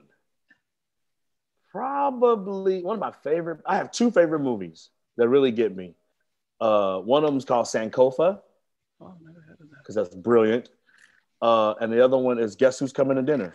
Oh, okay. The Sidney Poitier, no, not the Bernie Mac one. Absolutely. The Captain Heffron. Yeah, because look where we are right now. And see how much that hasn't changed. Yeah. You know what I mean? But don't close me out without talking about my Drake and my Khalid.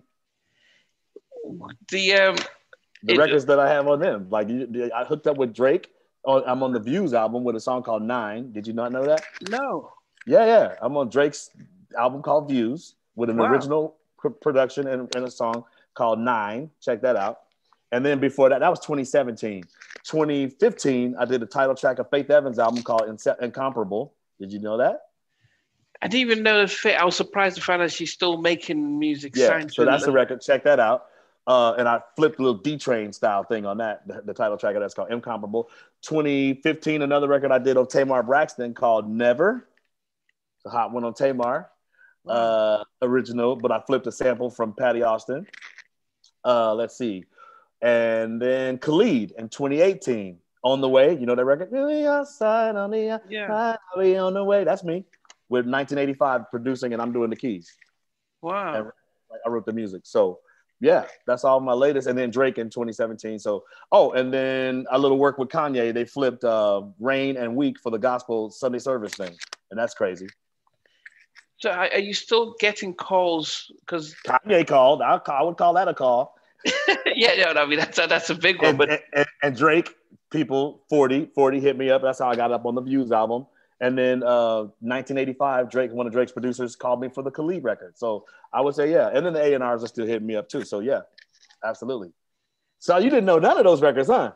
No, you know what happens is that I'm like most of my audience, that we're very much caught in a time warp from the after 2000s. We sort of got disillusioned with the music that was put out there. Here's a quick fix, easy thing to do. Go to Apple Music, Brian Alexander Morgan's Songbook. All of them are there. Okay. It's a nice little. It's not everything I ever wrote or ever did, but it's like enough of them so you can get the variety of then and the middle and now. Yeah. All there. My Drake is there. My Khalil is there. My Lalah Hathaway is there. My Usher is there. SWV is there. All those things are there.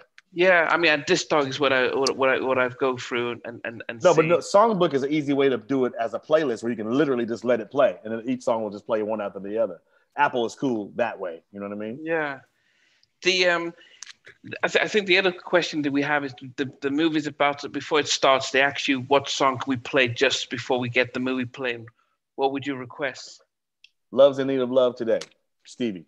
Okay. One of my all-time favorites, and also very true. If you could play Love's in Need of Love Today before Guess Who's Coming to Dinner, that all ties in, right? Did you see the performance he did with George Michael of that track? I think I have way back in the day, but I love what Jay-Z did with it, with my man Dion, who produced Common's producer. What's his name? His hip hop name. He produced it. But anyway, that is brilliant from Jay-Z's album. They sampled "Love's in Need of Love Today." It's amazing. Wow. Yeah. I think I couldn't. People wouldn't. I think I couldn't leave the interview without talking about when the verses, Teddy and Babyface, and and my man Teddy plays Human Nature remix and stuff. Yeah, they. I guess those things. So and I noticed that there was everyone had their saying stuff. From your point of view, what was your? I mean, at the time when you were watching it and thinking, and he was playing it. Now, as I said, I said Teddy, Spielberg, Michael. Yeah. I didn't want him to play any of his remixes because I thought he had 20 hits that he could have just absolutely blown Babyface away. And my thing was, that's not his remix. That's Allstar. So that was my biggest problem with it. I didn't do it, so I wasn't trying to say I did it, but I'm saying the man who did do it needs to have credit for it. And you shouldn't be playing something that somebody else did. Yeah. Let alone I wrote it and he didn't say my name not one time. So I was like, whoa, you playing a remix that Allstar did and a song that I wrote. That should not have been played. That was my opinion on that. Yeah. So I didn't realize that, because I didn't realize that Allstar actually brought in the Human Nature part of that. The beat itself is Allstar. Teddy added some stuff to it after the beat was already done. So my thing is, I did a little test to see who was telling the truth about who did what, right? Yeah. So I asked some people that worked with Teddy on it what they did, and then I asked Allstar what he did, right? And so I was trying to get down to the meat of it, like who did that? The beat. I wanted to know who did them drums. Let's keep it real. Okay. So none of the Teddy people could tell me where those drums came from. None of them. When I talked to Allstar, I said, man, where them drums come from? He said, I'm going to tell you exactly where those drums came from. Then he told me what he sampled, how he chopped it, and I listened to it, and I was like, oh my God, that is really the drums. So that was the end of that story right there. I don't care what everybody did after the fact. Allstar did them drums at his house in Jersey before he was brought up to Virginia to continue working on it with Teddy, with things that Teddy added like keys and other things as sweeteners. But that beat is Allstar, period. Okay. And then, but the A&R guy wanted to use the value, and I get it, wanted to use the value of having Teddy's name on there, on the remix, right? But guess what? I'm Swing to You was a gold single way before any of that came out, so none of that shit mattered anyway. I'm So You was well established as a hit record before any of those remixes came out on that. Yeah. So but I'm talking about I'm So Into You on that. Right Here, Human Nature was a bomb. That was a whole nother animal completely. Like when that happened, that's the difference between I'm So Into You and that. The remix to I'm So Into You was not consequential at all, to answer your question. It was kind of yes, that same sound. We know that. No, right here, Human Nature was a bombshell. Yeah. And so I refuse to have that given up to some other person who did not create the germ of it. See, because the germination of that record is that beat. We know Human Nature. When you put on top of it, it's going to be dope, but it has to be that beat. And so what do we know Teddy for? His drums. When we think Teddy and his drums. His drums sound exactly like Teddy on I'm So Into You. That sound like Teddy, because it is. Right here, Human Nature is Allstar. And Anything is Allstar. Yeah. The remix. And if you listen, you can tell.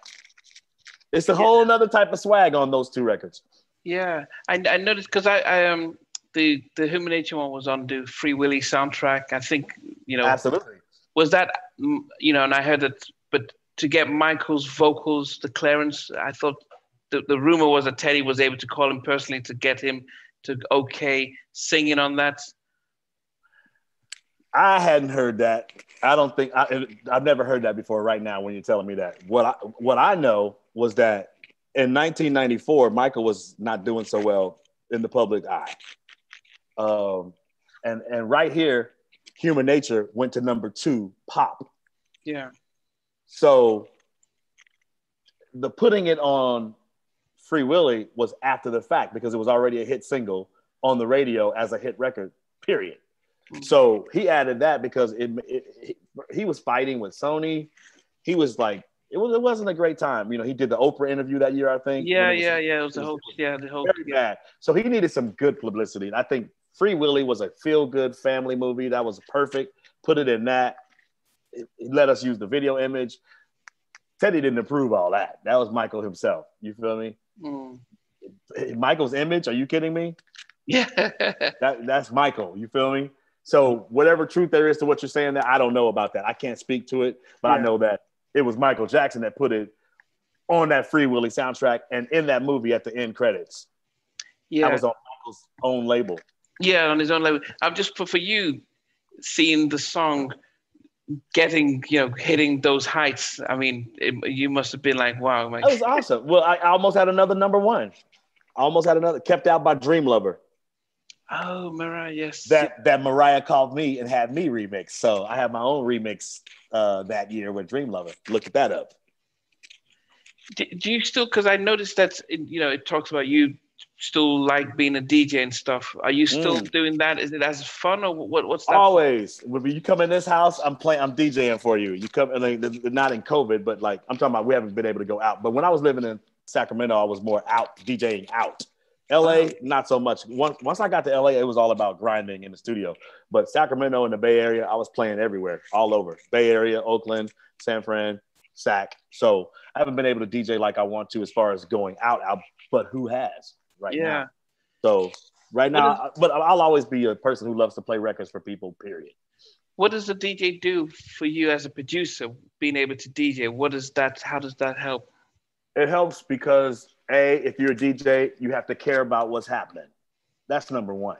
Yeah. And that keeps my ears fresh. That keeps me open to listening to what's happening and not being stuck in any one vibe. And I love that. I love listening to, man, you know how many records I listened to just the past couple of days, just checking out new energy and new vibes from people. Yeah. That's what a DJ does to me. It's like, it keeps you fresh, understanding what's working on the dance floor, understanding what's working in the clubs, understanding what's working on radio. You know what I mean? Yeah. Like, so if you're trying to make any kind of mix proper, you got to know what's happening. Yeah. What are you blending? What tempos are you using? Why? All those things has to do with having your ears to the street. You know what I mean? Yeah. So I can't stop by asking you as a producer, if you were to name your 5 of the best all time, well, not all time. Let's go from the mid '80s to the late 2000s, because that was a good genre for R&B. If you were to say, 5 producers that you look and say, yeah, these people really held it down, who would you be your top 5? Producers, yeah. That probably wrote as well, but producers from that 86 to probably 2000. Well, does duos count as one? Yeah. Right. You know, so Jimmy and Terry, Face in LA, Teddy, Stevie, Quincy. Those are my 5. And I mean, when you look at people like LA and Babyface and Jimmy and Terry, if you were to separate the two of those two groups, what would you think? Because for me, when I listen to Jimmy and Terry, they don't sound the same. I could hear Babyface when he was on his own or when it was LA, I could tell. But with Jimmy and Terry, I couldn't tell some of the new edition stuff, some of the Alexander O'Neal, some of the SOS. I mean, they 470s, they would write stuff that you wouldn't know because they split, even the Janet stuff. Right. They seem to be the only ones who could write stuff that you wouldn't necessarily know it's them. They could shapeshift. And I don't know, when you think of, so you could tell a Teddy production, you could tell a LA and Babyface, or even just a Babyface, because you always hear his keys and his melodies. Mm-hmm. It almost felt as if, these guys had a sound that you could follow, but you couldn't. Right. So did that make, if you, as looking out as a producer, so even R. Kelly, I could always tell an R. Kelly with his little keys, you could tell R. Kelly did that. But when you, as a music creator yourself, when you look at all those people and you see the ones who don't sound the same, that you can't tell unless you see the credit, is that harder to do you think, or is it harder to keep a distinct sound that across the board? You know what? I want to amend my list. I just thought about something. You made me think about something. So I only got 5, right? You can add anyone if you want. All right, I gotta bump Teddy for Pharrell and Chad for the Neptunes, because when you're talking about beats and melody, they killed it. Like, they are the Jimmy Jam and Terry Lewis and the LA and Babyface of the whole thing, because Pharrell does ridiculous melodies as well as ridiculous beats, and not everybody can say that. And then a whole shit ton of them. Like, it's insane. People don't understand how many incredible, impactful records they really did on hip hop artists, on singers, didn't matter. All brilliant, ridiculous. And then like iconic joints, just Shake It Fast and Timberlake and his own joints and Noriega. Ray J and Noriega. I mean, come on, it's endless. The clips, come on, bro. So like, I think that what Teddy started, the Neptunes came and body slammed on the whole world, seriously. So I would say Chad and Pharrell are really, really up there, number 1 and 2 in there. Yeah. Jimmy and Terry for my original inspiration. Face in LA for just creating something in the middle of all that was different than Teddy and the other stuff. I like that. They were different than Jimmy and Terry. That was good. And I loved how they used melodies and voices. Whitney's and Tony's, and you know what I mean? That was amazing. Yeah. But yeah, Neptunes are up there. My top 5 for sure. Yeah. I interviewed Tammy Lucas, who started off with Teddy, doing all the oh goodness, Is It Good to You? Sang on Goodbye Love, then did the Black Streets. But then she discovered the Neptunes at the talent show, started writing with them. She wrote what did she write? She wrote the song that the Neptunes did for SWV. Use Your Heart. Yeah. So it was her who did the reference and co-wrote that, and they produced, and I think they did stuff for Total. But she said back when Pharrell was in high school, he already had the vision. Back then, he was so she could see that he was just always And when she and they parted companies with Teddy around '94, it was like, let's just create music and stuff and stuff. So it's thank God they did too. And guess what? Isn't it ironic that the same guy that found them is the same guy that found me? Kenny Ortiz. So when they left Teddy, so they were like looking for space and that's okay. Kenny Ortiz found them and put them on Use Your Heart. That's how they got onto SWV's albums, because of Kenny Ortiz. Okay. Yeah, it's been amazing. listening to you and talking to you about your journey. And you know, it's not just SWV, but it's, I think, the fascinating thing you mentioned, because I spoke to Cut Close, Tabitha from Cut Close, and said, why did Anthea sing all the leads? And she said the same sort of thing, like, look, we all got paid the same, but she was our bread and butter. So why do we just all have to sing just for the sake of it? But it's great to hear, because I think in the 90s, a lot of the male groups started to interchange. They tried to mix it up a little bit so that we didn't have the main star. It's not really complicated. I just think, like I said, if you start out that way and that's your brand, roll with it. But if you don't start out that way and you start out another way, then trying to impose that on your fans is kind of weird. You know, it's just, you know, you got to slide them. That's how they started. That's how they sounded. Nobody thought that was weird because that's how they started. If you try to start changing it up midstream, you risk alienating your fans. So it's as simple as that. Yeah. Well, I appreciate it. It's midnight over here. Well, quarter to midnight.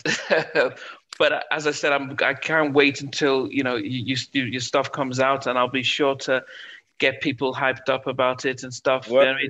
It's been fascinating hearing your take on stuff, being educated on the whole dynamics of the group. As I said, I never understood why you do 80% of a triple platinum album, and then the less you do, the less the album sells. And there's a mechanic towards it. Like, he's only doing one song. We're not even going gold. We're just going gold. We should change things around. And I don't know, you know. Yeah. See what happens when you change horses in midstream? There you go. Yeah. But the real stuff always endures. Yeah. That's the thing. Look how rain is still a factor right now as we speak. Rick Ross, come on. Are you kidding me? Yeah. Summer Rain, he got it out right now. Chris Brown, I just cleared a joint last week for Chris and some new record. Bryson Tiller used it on the introduction on Trap Soul. I mean, bro, it's insane. And then the TikTok world is going crazy. All these kids are singing it on TikTok now. Avery Wilson. A big TikTok thing just happened with Rain. Avery Wilson sang the hell out of it, but now all these people are lip syncing to Avery Wilson, acting like it's them singing Rain. I mean, that's a thing right now. You hear me? And the checks are popping in when that happens. Absolutely, the Spotify's, all that stuff. But more than that, because I'm past the whole part of it. That the money part of it is like, I'm over that. I'm all about the impact to the culture. Yeah. And the fact that it's still impacting 25 years later. If you look at my Instagram, I constantly post all these versions of things that people do, whether it's Week, Rain. Remember, I did Week over on JoJo too, on her debut album, which went platinum. Wow. And it's just a zillion. Gretchen Parlato's jazz version of Week. That's amazing. That Robert Glasper produced. It's ridiculous. There's a house version of Week that Maurice Joshua from Chicago produced. That's brilliant. Like, have you done your own version of it? I got a version with me and T-Pain doing it. That might be on the unreleased joint. Okay. Okay. See? Like, there you go. I got my demo of it still from '89 when I wrote it about Chanté Moore. Yeah, you know, I saw that in Wikipedia. So it was a true story that you wrote it. Absolutely. For Charlie, but about Chanté. Yep. Totally. Did she ever find out? Well, I'm sure she knows now. She knows. Oh, she knew then. Yeah, she found out pretty quick. Yeah. Oh yeah. It was inspired by her. No, well, I mean, she's cool. It's flattering when you're somebody's muse. You know, that's always flattering, right? Yeah. Especially when it's a big old million-selling platinum single. No, but when you first wrote it for her, but it wasn't for her. I didn't write it for her. I wrote it. I was trying to write it for Charlie Wilson. No, but did you when you said, "Look, this is how I feel about you," and I never said that. No way. I never could tell that she was my boss's girl. That's what Week is all about. It's about tension and resistance, and no, cannot happen.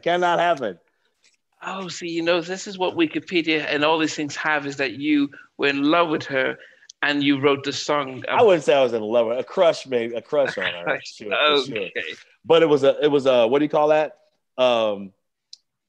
When you can't do it, you can't. It's fantasy or something. No. When it's what's the word? I almost came to me. When it's dangerous and when it's when you can't do it. Yeah. What's the word? Come on, help me out. It's like when you want to do something, but you know you can't. That's the way. That's what it was. And so that's why it starts out saying, I don't know what it is that really was happening, but this is crazy. You know what I mean? It was one of the only times I wrote it from a really true space of something real happening in my mind, like in my life. I never really write from a real place like that. Did you ever get her to sing a version of it? Absolutely not. Mm-mm. Okay, that was pretty quick. If I got somebody to do it, it would be Charlie, the person who I wrote it for. Have you met him? What? I know Charlie for years. Charlie came to my house and hung out with me in Sacramento all the time. So, okay, and I just talked to Charlie recently in the last couple months. Oh yeah. So, but have you told him? Can you do this? He might do it. I don't know. We'll see. Charlie's working on his own shit. He definitely. Come on, he's the guy. I'm feeling like I'm Charlie now. After Kanye called me, I'm feeling like Charlie now. Like Kanye, Snoop, all them called. I'm finally getting my moment of that, right? So he doesn't need me to do nothing. Trust me. Charlie's chilling still. Yeah, but I could do, if I did something with him, I would want it to be something completely, utterly fresh and new. Okay. I do have a couple of records that I let him hear recently that I did like in the early 2000s. One's called Better Man. Dope. That if he does it, it's going to be ridiculous. It's a dope song. Ray Parker Jr. heard it and went, why didn't you put this out yourself? I'm like, I don't know, bro. But Ray Parker's like, Brian, you're tripping. He likes my vocal on it. But I just hear Charlie on it. So you're talking about Ray Parker Jr. I know, and we saw the DJ Cassidy's Pass the Mic stuff. And really invoked a lot of memories. Cassidy's a good friend. Cassidy's one of the DJs that's sitting on Real Love, waiting to drop it. Okay, yep. Yeah. Cassidy, Jazzy Jeff, Mad Skills. I got those are my Questlove. Those are my cats that I got ready to drop it. But then with Ray Parker and stuff, because good friend came to my house in Sacramento. We hang out. That's my guy. He's been to this house like recently. Yeah. Do you ever get them to do you have I'm sure you have a studio at home to record stuff. Ray just moved. It's like we switched places. I moved from the Sacramento area. He just moved up to the Tahoe area. So now we're like traded places. Yeah, but getting them to drop down, especially the old guy. He would. Ray would. He loves to play on stuff. That's like no problem. That's just a phone call. Yeah, he absolutely would. Yeah, for sure. That's a good guy right there. Ray Parker Jr. is one of the best cool dudes ever, man. I mean, he in the mid '80s, he was untouchable with his suits, his voice, and everything. Yeah. But I'm just surprised you guys don't do a lot of those sort of like come in. Let's like back in the '80s, they were doing a lot of people singing and stuff, and then just jamming, and it wasn't about them, just. We still could. I mean, but right now, like he set up a whole nother household in a like far away, right? So now he's just not here. But when he comes down, he just came over to see my new place. I bought this place 2 years ago, and I spent a year renovating it. He came in to check on it maybe 3 months ago, and then he's been up in Tahoe ever since. Okay. So it's kind of like timing. Okay. And there's a documentary that they just did on him that he's traveling all around promoting for Sundance and all that stuff. Okay. He's not in one place. Ray's moves around. He's like Mr. International businessman guy. He's amazing. I'm trying to be like Ray. Yeah. Yeah. Trust me. Yeah, Brad, I can't leave without asking you about your political side because I think this, if anything that I know by following you on Instagram is that there is very much into the political. Yes, sir. Absolutely. You better believe it because you know why? Because real life is like that. It'd be nice if we could, how you go to people's Instagram and they're like, they might be a model or a singer or whatever. And then every single thing is just that, just singing, just modeling. That's not real life to me. Now, it might be cool for your page, but I'm not, 25 years old. I'm fucking 54, paying a lot of taxes. So I'm going to get on my joint and express real life. You know what I mean? I love having cool music in between the real life, but isn't that how life happens? We escape to our music and then we got to get back to reality. You got to pay taxes or you got to look what's happening. They're trying to steal your vote from you or just know what's happening is what my page is. Like, I know a lot of people aren't engaged like I am. But my page, I've been told, is a place people who don't really like politics can come to my page and get a real quick summary of what's happening in any given week. Would you say that's true? Yeah, but it's not. You're not anti. Are you anti-Republican or pro-Democrat? Well, I'm pro-democracy, okay. and recently Republicans have been anti-democracy. So absolutely anti-Republican right now because they're so pro, acting like total authoritarian right now. What the hell? So we were like, whoa. We don't want to do a dictatorship, and that's where the direction they were going. So, and that's where they were still going. Look what they just tried to do January 6th. That was huge. I know that you saw that. So They tried to literally steal a vote from the people. So that's pretty serious. And we got a lot to do to fix that because the white supremacy it's not just in America. It's all around the world, as you see. And so when you got Putin interfering in not only our stuff, but you guys' stuff with Brexit and all that stuff. So that's a lot. So what happens is that connects the world in a way just like music does. So it really all ties in. And then when has there ever been politics without music as a soundtrack to it? There's always been that. Yeah.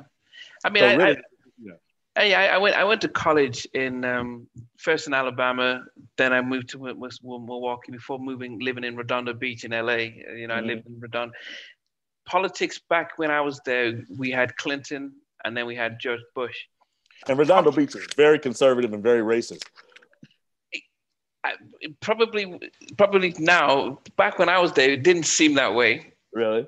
Yeah, it didn't seem that way. If you were in Redondo, you had a little bit of a better Manhattan Beach, I would say. Yeah, Manhattan was up. Yeah, we had Hermosa, so I had Redondo, then we had Hermosa. Redondo was the cooler of those three rather. Yeah. Manhattan and Hermosa, forget it, and now it's even worse because of propaganda and the social media. Wow. Those people really believe that the election was stolen, like all kind of lies, even though they've proven over and over that it wasn't. But when you got propaganda, like only people watching Fox News and they just believe lies all day, then it's hard to tell them anything different. It's very dangerous. But that's where we are. And I was there, as I said, I was there throughout the mid-90s and 2000s. And by that time, we only had MySpace. So social media wasn't there. And people didn't really care much about politics back then. Right. So I'm in the UK and I'm looking in and I'm seeing, I think that's pretty scary, huh? Yeah, especially when Obama came in office, it felt as if the division really, because when Bush was there, people didn't like it was the war, which was unpopular. It wasn't about Republicans. It was about, they weren't happy with the direction of the war with Bush. Right. When Obama came in, it was almost like this man is evil and we're going to break it. The Tea Party thing rose up and that's where it just started and it hasn't healed. There's been a rift between left, right. And I like how you said when this man came in, he was evil, because everybody knows it's the exact opposite. So it's like that lie and that whole premise is what we're dealing with now. And then even furthered into all these other lies about the election, lies about his Putin's interference. It's just all lies. So you have a Republican Party based on lies. That's very, very dangerous. When in fact, Barack was the best thing that ever happened to this country. He rescued this motherfucker, number one, from what Bush had done with the economy. So he brought it back from the dead, put life back into all these corporations that had to have a bailout, made the money back, and got out of there alive, which was amazing considering that there was a Tea Party who was constantly talking about trying to kill him. And then Mitch McConnell obstructing everything the entire time and won 2 terms. So it's like, what? Yeah. So obviously the people felt something different than what the propaganda was. And then the same thing's happening now. The reality, 100% different than the propaganda. But people are realizing that now, though. They're like, whoa, we almost just lost our entire democracy just now. Yeah. That just happened. Yeah. So they're paying attention now. And guess what? When they come to my page, I'll always have a word for them. Yeah. Well, I needed to talk about that because it's one of the things. I love it. I'm glad you did. Yeah. I'll be honest. When I lived in the States, I was more of a conservative, but I know for the first Bush, I think, and you obviously know that doesn't mean the same thing as it used to mean at all now. Yeah, that's a bygone that's never coming back. What you call conservative back then that doesn't exist now in the I'm talking about in the party now. It just doesn't. They're just sucking Trump's dick and that's it. And the dick and what's in the dick? Racism, hate, xenophobia, lies. Yeah. Are you down with that? No. So the conservative like you would not have a home in that what we have now. In fact, actually, after I think when he wanted to have a rally in Oklahoma on Juneteenth, bro. That was when I said he had lost the election. I think from that moment I said, because I didn't realize you could be that overt. But he's been way worse than that. Oh God, please. I mean, I think people miss, all the lies and all the stuff. People, okay, Trump is Trump, but when he did something as overt as that, I'm going to Oklahoma on Juneteenth to have a that's pretty blatant. How about this for overt? I'm going to steal mailboxes and shut down the post office because I don't like voter by mail. How about I'm going to lie and say that the virus ain't shit, even though I know that it's deadly as fuck, and just let people die for a certain length of time. He did all that. It's like, my God, look at us. Why is America having this many deaths when other countries don't have nowhere near the amount of death that we have? So because of him being an egomaniac and a narcissistic piece of shit. So when you put yourself in front of the entire country and all you want to do is have a perception of something, that's way beyond party. And that's why I tell everybody now, it's not about left or right anymore. It's about right and wrong. We've been in a right and wrong thing for a long time. It's never been. It's right now, left and right, irrelevant. Right and wrong, you got to correct when you're wrong, you got to correct it. Or you're going to go, the Republicans are dead wrong and they're going off a cliff. And so whoever's going with him, there they go. Because look what just happened. Even with all their gerrymandering, stealing, lying, we still won because the people know better. Yeah. Yeah, and hopefully the next 4 years would just change the course where they can eradicate if they don't change this filibuster thing, if they don't change it and put this HR1 in where we get the voting rights back because they gutted it in 2012. They voted the Voting Rights Act. So now there's about 200 bills out there across the country trying to take away, because they didn't like what just happened, right? So now they're trying to take away voting by mail, the very thing that they loved so much for years, taking it away because they saw that when Black people do it, no, we don't like it now. And they only did it because of the pandemic and they couldn't vote other than by mail, right? Yeah. But now if we don't change that shit, and we will, it's happening. So I have every confidence that we're going to change we're going to get HR1 passed. It's called For the People Act. It's amazing. And it's going to stop them from lying about voter fraud, which there's non-existent voter fraud, but they keep trying to change the laws based on a lie, like they always do. Yeah.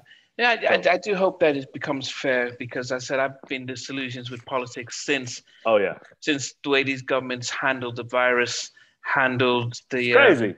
It's been so especially with Trump, it was being from the outside, it was hard for us to watch. I couldn't imagine. I have two younger brothers who live out in Oregon, and I couldn't, and to them it was, it was hard to understand why. Okay, my very first time coming to London, give you an example. My very first time ever coming to London, coming overseas anywhere, was 2018 or 2019. Do you know a production crew called the Invisible Men? They're in London. Okay. They're dope. They did a lot of stuff, They worked on Zayn, that white rapper girl from Australia. What was her name? Izzy. Izzy. They did all that. Yeah. Wow. So these guys are there. So they found me, met me, flew me to London to work. There's this girl named Karamani. You ever heard of Karamani? No. She's dope. But that's not good for them if you're in London and don't even know her. But anyway, it's a management company called First Access. You heard of that? Yes. Okay, First Access, that's the wife of one of the guys that are in Invisible Men. His name is George. So I come there, I get off the plane. This is the exact moment that Trump had just called African nations shithole countries. Yeah, I'm Nigerian by descent. Yeah. and I'm in customs. And as soon as I say, they talk, you're from America, huh? And on all the TVs at the airport, Trump, they just repeating it on a loop. shithole countries, Africa's shithole countries. And I was so embarrassed to be American at that exact moment. And I was like, oh my God, my first time stepping on London soil, and I'm embarrassed because of this fucking Trump. It's disgusting, right? And it never got any better from that moment. Yeah. It's but yeah, as I said, we started off talking about Kansas and the Bible Belt and the churches, and it was very disappointing that they were wedded in the church. As much as I'm a Christian, to see how much they were so wedded into him prophesying that he was going to win. Like he was some kind of savior. It's very scary. Yeah.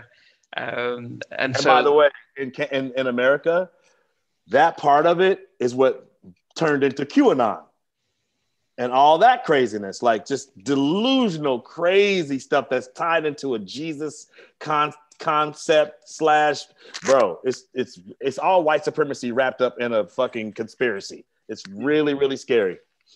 But hey, that's why I stay on my shit. I stay focused. I keep the information and the music flowing. Yes, and with that, we can't wait to hear the music. True Love when it comes out, and but I appreciate real love. Why did I say True Love? Real Love when it comes out. Maybe it's because it's midnight here. But I would appreciate it. It's been great. It's been really fascinating and stuff. And was it good? Was it good? Yes, yeah. Because as I said, especially talking about the SW the group thing, because no one's really explained it the way you've done, and but also the music and everything. So there's been a lot of great stuff. So so I appreciate it. Yeah, man, good. So now, is this gonna air? How's this gonna air? What's gonna happen? So what I tend to do is that I will take segments of it, put on the channel, because it's 10-15 minutes. Because if you do any more, it's really hard for people. So they like the little 15 minutes of different segments. Sure. So talking as the production side or talking about. So it'll be on the YouTube channel or Instagram? No, YouTube. Yeah, YouTube. There's I've probably got over 50,000 or so people on YouTube that watched the interviews. I think I interviewed Bow-Legged Lou from Full Force, and he was talking about all the stuff they did, and Cassandra Lucas from Changing Faces. I interviewed her last week. Kenny Whitehead from the Whitehead Brothers. And so what happens is that I think I'm interviewing Jimmy and Terry ahead of their new album coming out in the summer. So awesome. But people just love to hear the stuff, especially, so they're going to love the things that you're going to bring out and stuff. But when it'll be this exact thing. It'll be this. You'll be showing this. Yes, but as I said, I'll edit, because we've been on for 2 hours, so I'll edit it and start editing parts of it. So just text me when you're about to do. You hit me on my thing when you're about to drop it. Yeah, I'll send you a clip of what's going to come out, the segment that will come out and stuff, so you can see how it looks and stuff. Awesome. I love it. All right. Well, I hope I gave you some info there, brother. Yeah, no, as I said, as I said, I'll take time to think about the content is here. It's how to put it out there so people really love what you have to say and stuff. Not the politics side, because no. Yeah, that would be office. That's a whole nother deal. That's a different deal, yeah. But you know what though? What we just talked about politics wise was pretty good, because you said it in a couple things in a nutshell that were pretty good. So I think if you wanted to work it in, you could, because it deals with, you asked the question was a good question. Why really, what's my political bend was what you were asking. Yeah.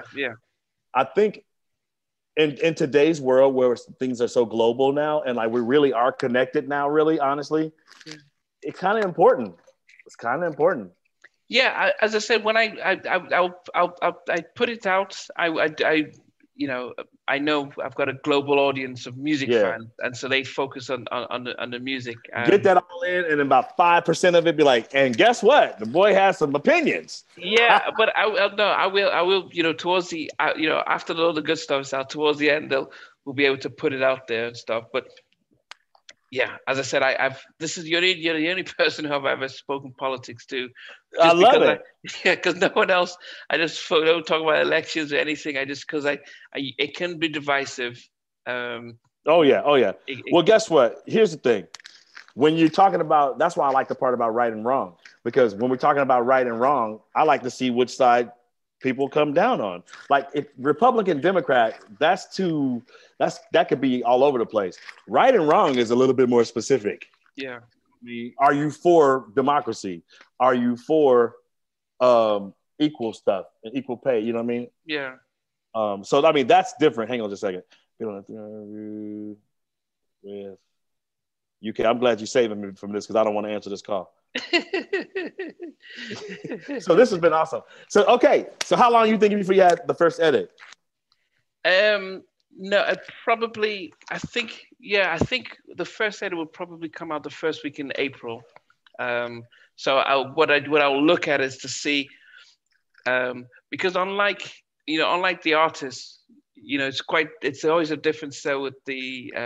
So when I interviewed Sprague, Sprague Doogie, who was one of Teddy's camp, because he wasn't, people who don't really know Teddy will not really know him. The focus was on the stuff he did. So if he did any work with this or this. So did he say he worked on Right Here, Human Nature? Yes. In fact, he's one of the ones. Yeah. I'll send you the clip where he talks about what he did with Allstar and how the stuff. So what because I talked to him on Instagram. So I know what they did, but what they did was all stuff after the fact. That's what I kept telling them. Like the basic germ was already created. So you could add all kind of stuff to it, but it's still the basic thing was still there. So yeah. I had no beef with that guy or Teddy I know what they did. They added stuff to what was already there, and that's fine. But just understand that's Teddy. I mean, that's Allstar's creation. That's the structure of that is Allstar. So and so trying to imply, that's why I think playing it was such a bad move, because it implied that he did it. And all he did was add to what somebody else did, and that's not the same. So it's like a misrepresentation. Yeah. As I said, he probably shouldn't have played that, shouldn't have done the Jay-Z stuff, shouldn't have done the Janet stuff, because he had hits that he's done on his own that he could have put out there. He played a Jay-Z thing? He did City's Mine. So it was Blackstreet, Jay-Z featuring Blackstreet, City's Mine, because he did the remix of it. City's Mine, yeah. But at least he did the remix. At least he did it. Right? No, I don't think it was the remix. He did the track. He did the production. It was City's Mind based on the Miami Vice. So he did, and then he played the Janet, I guess, to Lonely with Blackstreet. But who did that beat? Because I don't think Teddy did that beat, did he? The original one was done by Jimmy and Terry. Then he did a remix with Blackstreet. So the original one was Blackstreet singing half the verse and Janet singing half the verse. And Teddy did that track with Timbaland doing the beatbox. So he produced it with Timbaland doing beatbox and stuff. But that's what Babyface said. Oh, so we doing remixes? I heard him. Yeah, he did. So because he did the Janet stuff, and then he also did the Foxy Brown stuff with "Gotta Get You Home Tonight." But the original track was done by Tone and Poke, and then he did a sort of a remix with Blackstreet on it, which was the one that blew up. But it was like. And I think he was trying to be thinking like, let me show you, I've got some hip hop stuff. But he had better tracks. He didn't do Prerogative. He didn't do Remember the Time. He didn't do. How do you not do My Prerogative? I'm like, how do you not do My Prerogative? He didn't do any Q Sweats. It was almost. He didn't do I Want Her. He didn't do I Want Her. I Want Her is brilliant. Now, see, that's what Teddy was to me. He was brilliant on those. I Want Her, nothing sounds like that. Johnny Kemp just got paid. Come on. Yeah, he didn't play that. He didn't play Is It Good to You or any Heavy D. So it was like. Now That We Found Love on Heavy. Yeah. You Got Our Own Thing. I mean. We Got Our Own Thing was great. Yeah. So he didn't do any of the Today, Him or Me, Oh my God, Him or Me. yeah. So he Bro. He missed and when I spoke to everyone around, they said he didn't prepare.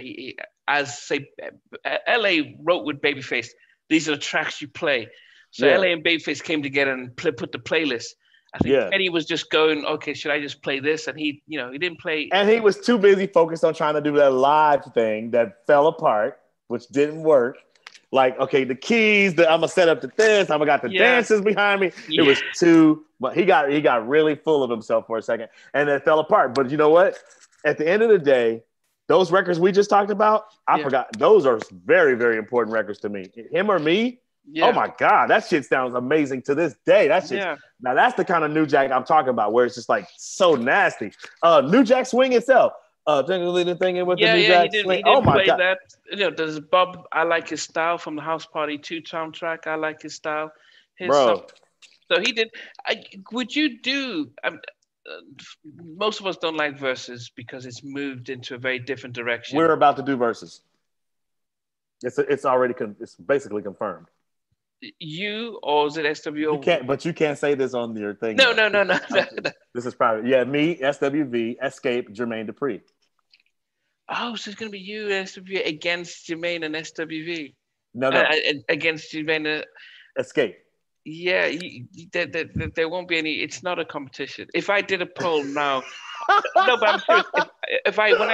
When I do a poll on my channel, about 4,000 people vote each day, and I put SWV, and there's no competition. I know they have 2 or 3 good tracks, but they're not going to touch. But and that's what's happening. That's coming up. It's going to be in May. I think it's May 9th. Okay. Yeah, so that's coming. It would have been good if you did something against. I think against Brian Michael Cox or something like that. No, you. Oh yeah, just me and him. Yeah, stuff. Me and Brian talking about. Did you saw when Brian was here at my house? We talked about that. Did you see that on my Instagram? Oh no. Okay, Brian was just here at my house recently. Okay, and he was talking about. Absolutely, we were talking about doing that very thing. Like we call it the Bryans, the Battle of the Bryans. Yeah, not the verse, because I think initially when verses started, it was very much really good. I remember Neo doing stuff with Joti. I mean, it was very much, oh, we didn't know you did that track and stuff like that. I think when after the Teddy and Babyface, it was big, but then they've taken it into a very different sort of let's go after the younger. The D'Angelo one was a disappointment. Everybody was kind of disappointed with the D'Angelo one, right? Yeah. Those numbers weren't right, so they need to come. So they're coming back with some big shit. But even Keisha. Oh, that was a disaster. And I think they've just they've gone down. Now they're doing Wu-Tang, which is it's the same camp. So how they versus, you have Ghostface and James Straightcord. I know Missy has one coming, so that'll be good. But listen, I think the Escape one and SWV one is going to be good because I get to finally play all these joints in a row. And unlike Teddy, I can play my remixes because they're mine. I wrote them. You feel me? Like Teddy was playing stuff he didn't write. That was the point. It's like, bro, you did not write that and you did not remix it. What are you doing? You can't play something that you had that you touched up with stuff. You got to either have written it or you did the beat, bro. And on right here, you did neither one. Yeah, as I said, he had. I could give you a playlist of 20 tracks he could have played and beaten Babyface because all day, and just for what we just said. Yeah, but are you going to? Is it going to be the DJ? You're going to be the DJ. I'll be up, and then Jermaine's going to be. Jim does his DJ stuff as well. He sure does, absolutely does. The only difference is I get to sing on my joint, always on my mind though. So, because what Teddy tried to do, I think in a way he tried to do what they're doing now with trying to be a little bit more live instead of just playing the tracks. It would be great if, because I think it would be great if you played a little bit, the keys and stuff and they're singing as opposed to just playing the original track in the back. I think what happens is that gets to be weird because Jermaine doesn't play. So that makes it look unfair. Okay. And now you have an imbalance, right? So as we play the tracks, it'll be fine. But what he can't do is sing. That'll be my little ace in the hole, Or maybe just play the instrumental and then they sing. Because that's, I think, is that possible? We don't have instrumentals to a lot of them. Why? Because a lot of those joints, we just don't have them no more. We can't find them. Like they're lost. Like we don't. If you don't have the instrument, like I got instrumental to Rain. I don't even have an instrumental to I'm Someone to You. We'd have to go to the master tapes to get it. And like I don't know if anybody's doing all that. And so it's a hard work to reproduce it. No, I got a version of it that I've reproduced that's for my publishing stuff because it's about to be on TV and commercials and shit. So technically, it's possible, but I don't know how much. I think that with them, it's like hit it and quit it, get in and get out, because it starts to be too much of a thing if everybody's trying to sing, and then with Tasha and them trying to sing, and then it starts to be a thing like too much. Like when Brandy and Monica kind of did it, it was kind of weird. Like, because it was singing over the top of the records because nobody had these instrumentals to these joints. You know what I mean? Instrumentals is a thing of the past when there used to be DJs and vinyl. Yeah. Now you don't have that, so nobody has those versions of things. So it's like very difficult to get instrumentals now. Okay. Of the master joints, yeah. Okay. No, it'd be, as I said, it'd be good if you if you're able to do something different. Once again, you just got another exclusive. Yeah. But you said to hold off on that because I don't. Definitely. Yeah. So no. Because anything could happen between. They're waiting on Candy to be able to participate. So anything could happen between now and then. Oh, and she's doing all this. She's quite busy than the rest of them and stuff. Oh hell yeah, yes. That's why we do it. It was supposed to be April, but now they moved it to the May 9th because of Candy's schedule. Okay. And I'm very, very good friends with Gary Morella, the guy who's Timbaland's manager. That's like one of my best friends. Okay, so they brokered it through. They were able to broker it for you guys. Oh yeah, Gary, I've known since '92. Okay. When I signed to my publishing deal, Gary worked at the publishing place I signed to, Interscope. So I met him in '92. You strangle him and say, "You should have told me not to do this." He knows, but he's Timbaland's guy now. So he does all the physical work that puts it together for Timbaland and Swiss. The whole thing. So Gary's like the point man.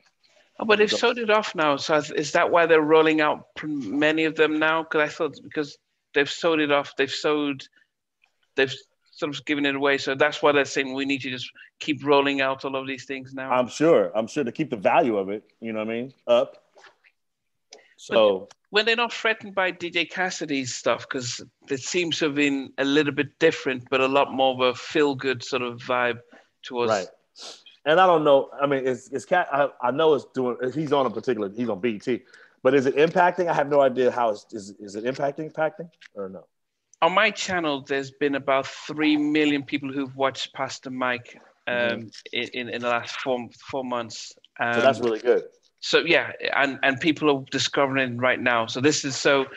And when I interviewed, so I was given a heads up that they still have. I think they're still going to have different ones coming out, but they haven't announced when and what, but they are still going on with it. So it's a brand. I know they are because I think Cassidy wants me to do one. So this is, listen, these are all things in the works behind the scenes. Cassidy's a friend. We talked about it. I think he's going to do a producer style deal. Yeah, which will be great.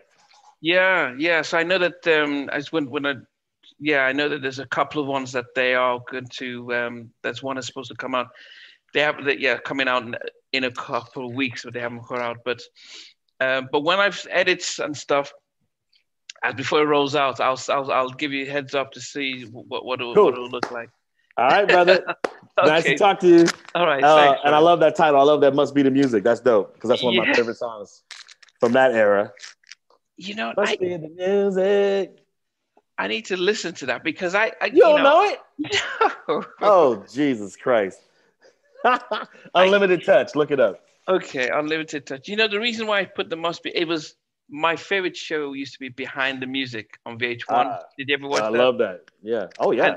And so I sort of said I couldn't call myself Behind the Music, so I said Must Be the Music. So it's almost like, how did you make it through from Kansas to where you are now? It must be more than just a desire. Must be the music. You should put the music to that song. You should open and be like, because it's a funky little track. It's a hot little track. You should have that be your little theme song, bro. You know, and they say must be the music. Okay, I'm gonna have to. Well, I need to try and get a royalty-free one, and yeah. You know, I'm not sure if that's not a limited touch. That a limited touch is the other joint that Faith Evans used as a hit record. I hear music in the streets. Yes, I hear the funky beat. And Faith used it as we can dance. Yeah. So no, it's not. It might not be unlimited touch. It must be the music is somebody else. Hang on, I'm gonna Google it. I'm gonna tell you who it is, so you get the right one. Yeah. I'm gonna play it for you too. Hold on. Oh, YouTube, you can play this right now for you, because it's a nice little groove. Okay. I hope you can use it for free. Yeah. Must be the music. Oh, they're called Secret Weapon. Secret Weapon. Here we go. Yeah, it's on the same label as Unlimited Touch, Prelude, and D-Train. There we go. 1981. This unforgettable vacation memory. It didn't actually begin here. Sounds like this.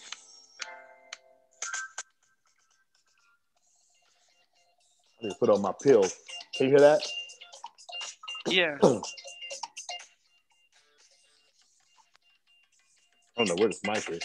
Yeah, I can hear it.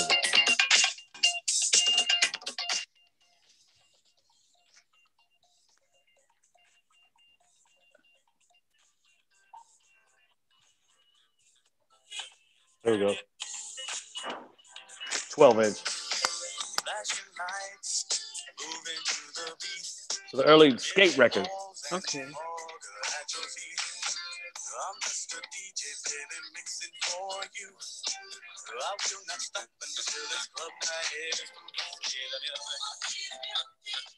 Oh. Yeah. Okay. Let's see the music. Let's see the music. Okay. Dope, right? Yeah. I'll see how I can try. There you go. Yeah. I'll definitely. And you can cut it to where you can take the music from the beginning and just go straight to that hook without him doing those verses. Yeah. I'll look into that. Yeah, thanks for bringing the thing. That's right. Yes, sir. Secret Weapon. That's what it's called. I've got it down there. I see that. Now there goes that DJ in me. See? Yeah. No, in fact, Bo Lou said the same thing about there was an old track, and I said, did you name your show after the song? I said, what song? This was just last week, so wow. I feel looking into it. I know he knows that one because we all grew up on that shit. He mentioned this on Tuesday, and I said, "Oh, what track?" So I'll look into that. All right, sir. Thanks, Brian. Thank you very much. Talk to you soon. I'm looking forward to seeing it. You will do. No, I'll let you know. Okay. All right, brother. Thank you. All right. Hey guys, thanks for watching. Thanks for being a part of Halftime Chat. Please remember to subscribe, share, and comment. But most importantly, why don't you become a member of Halftime Chat? We've got amazing videos, amazing perks, and being able to support the channel. But anyway, thanks for watching. Take care. I never participated in that category. And somewhere in between us, or even loving us, on which I didn't miss you. What was it like growing up? She's still making an impact on 4 houses down. I have a couple of pieces. Trying to get this one and that one. That works for you, but just for me. No, okay, you're okay. They don't understand what Jonas' voice is winning all spirits. Play it. I mean, I love all different genres.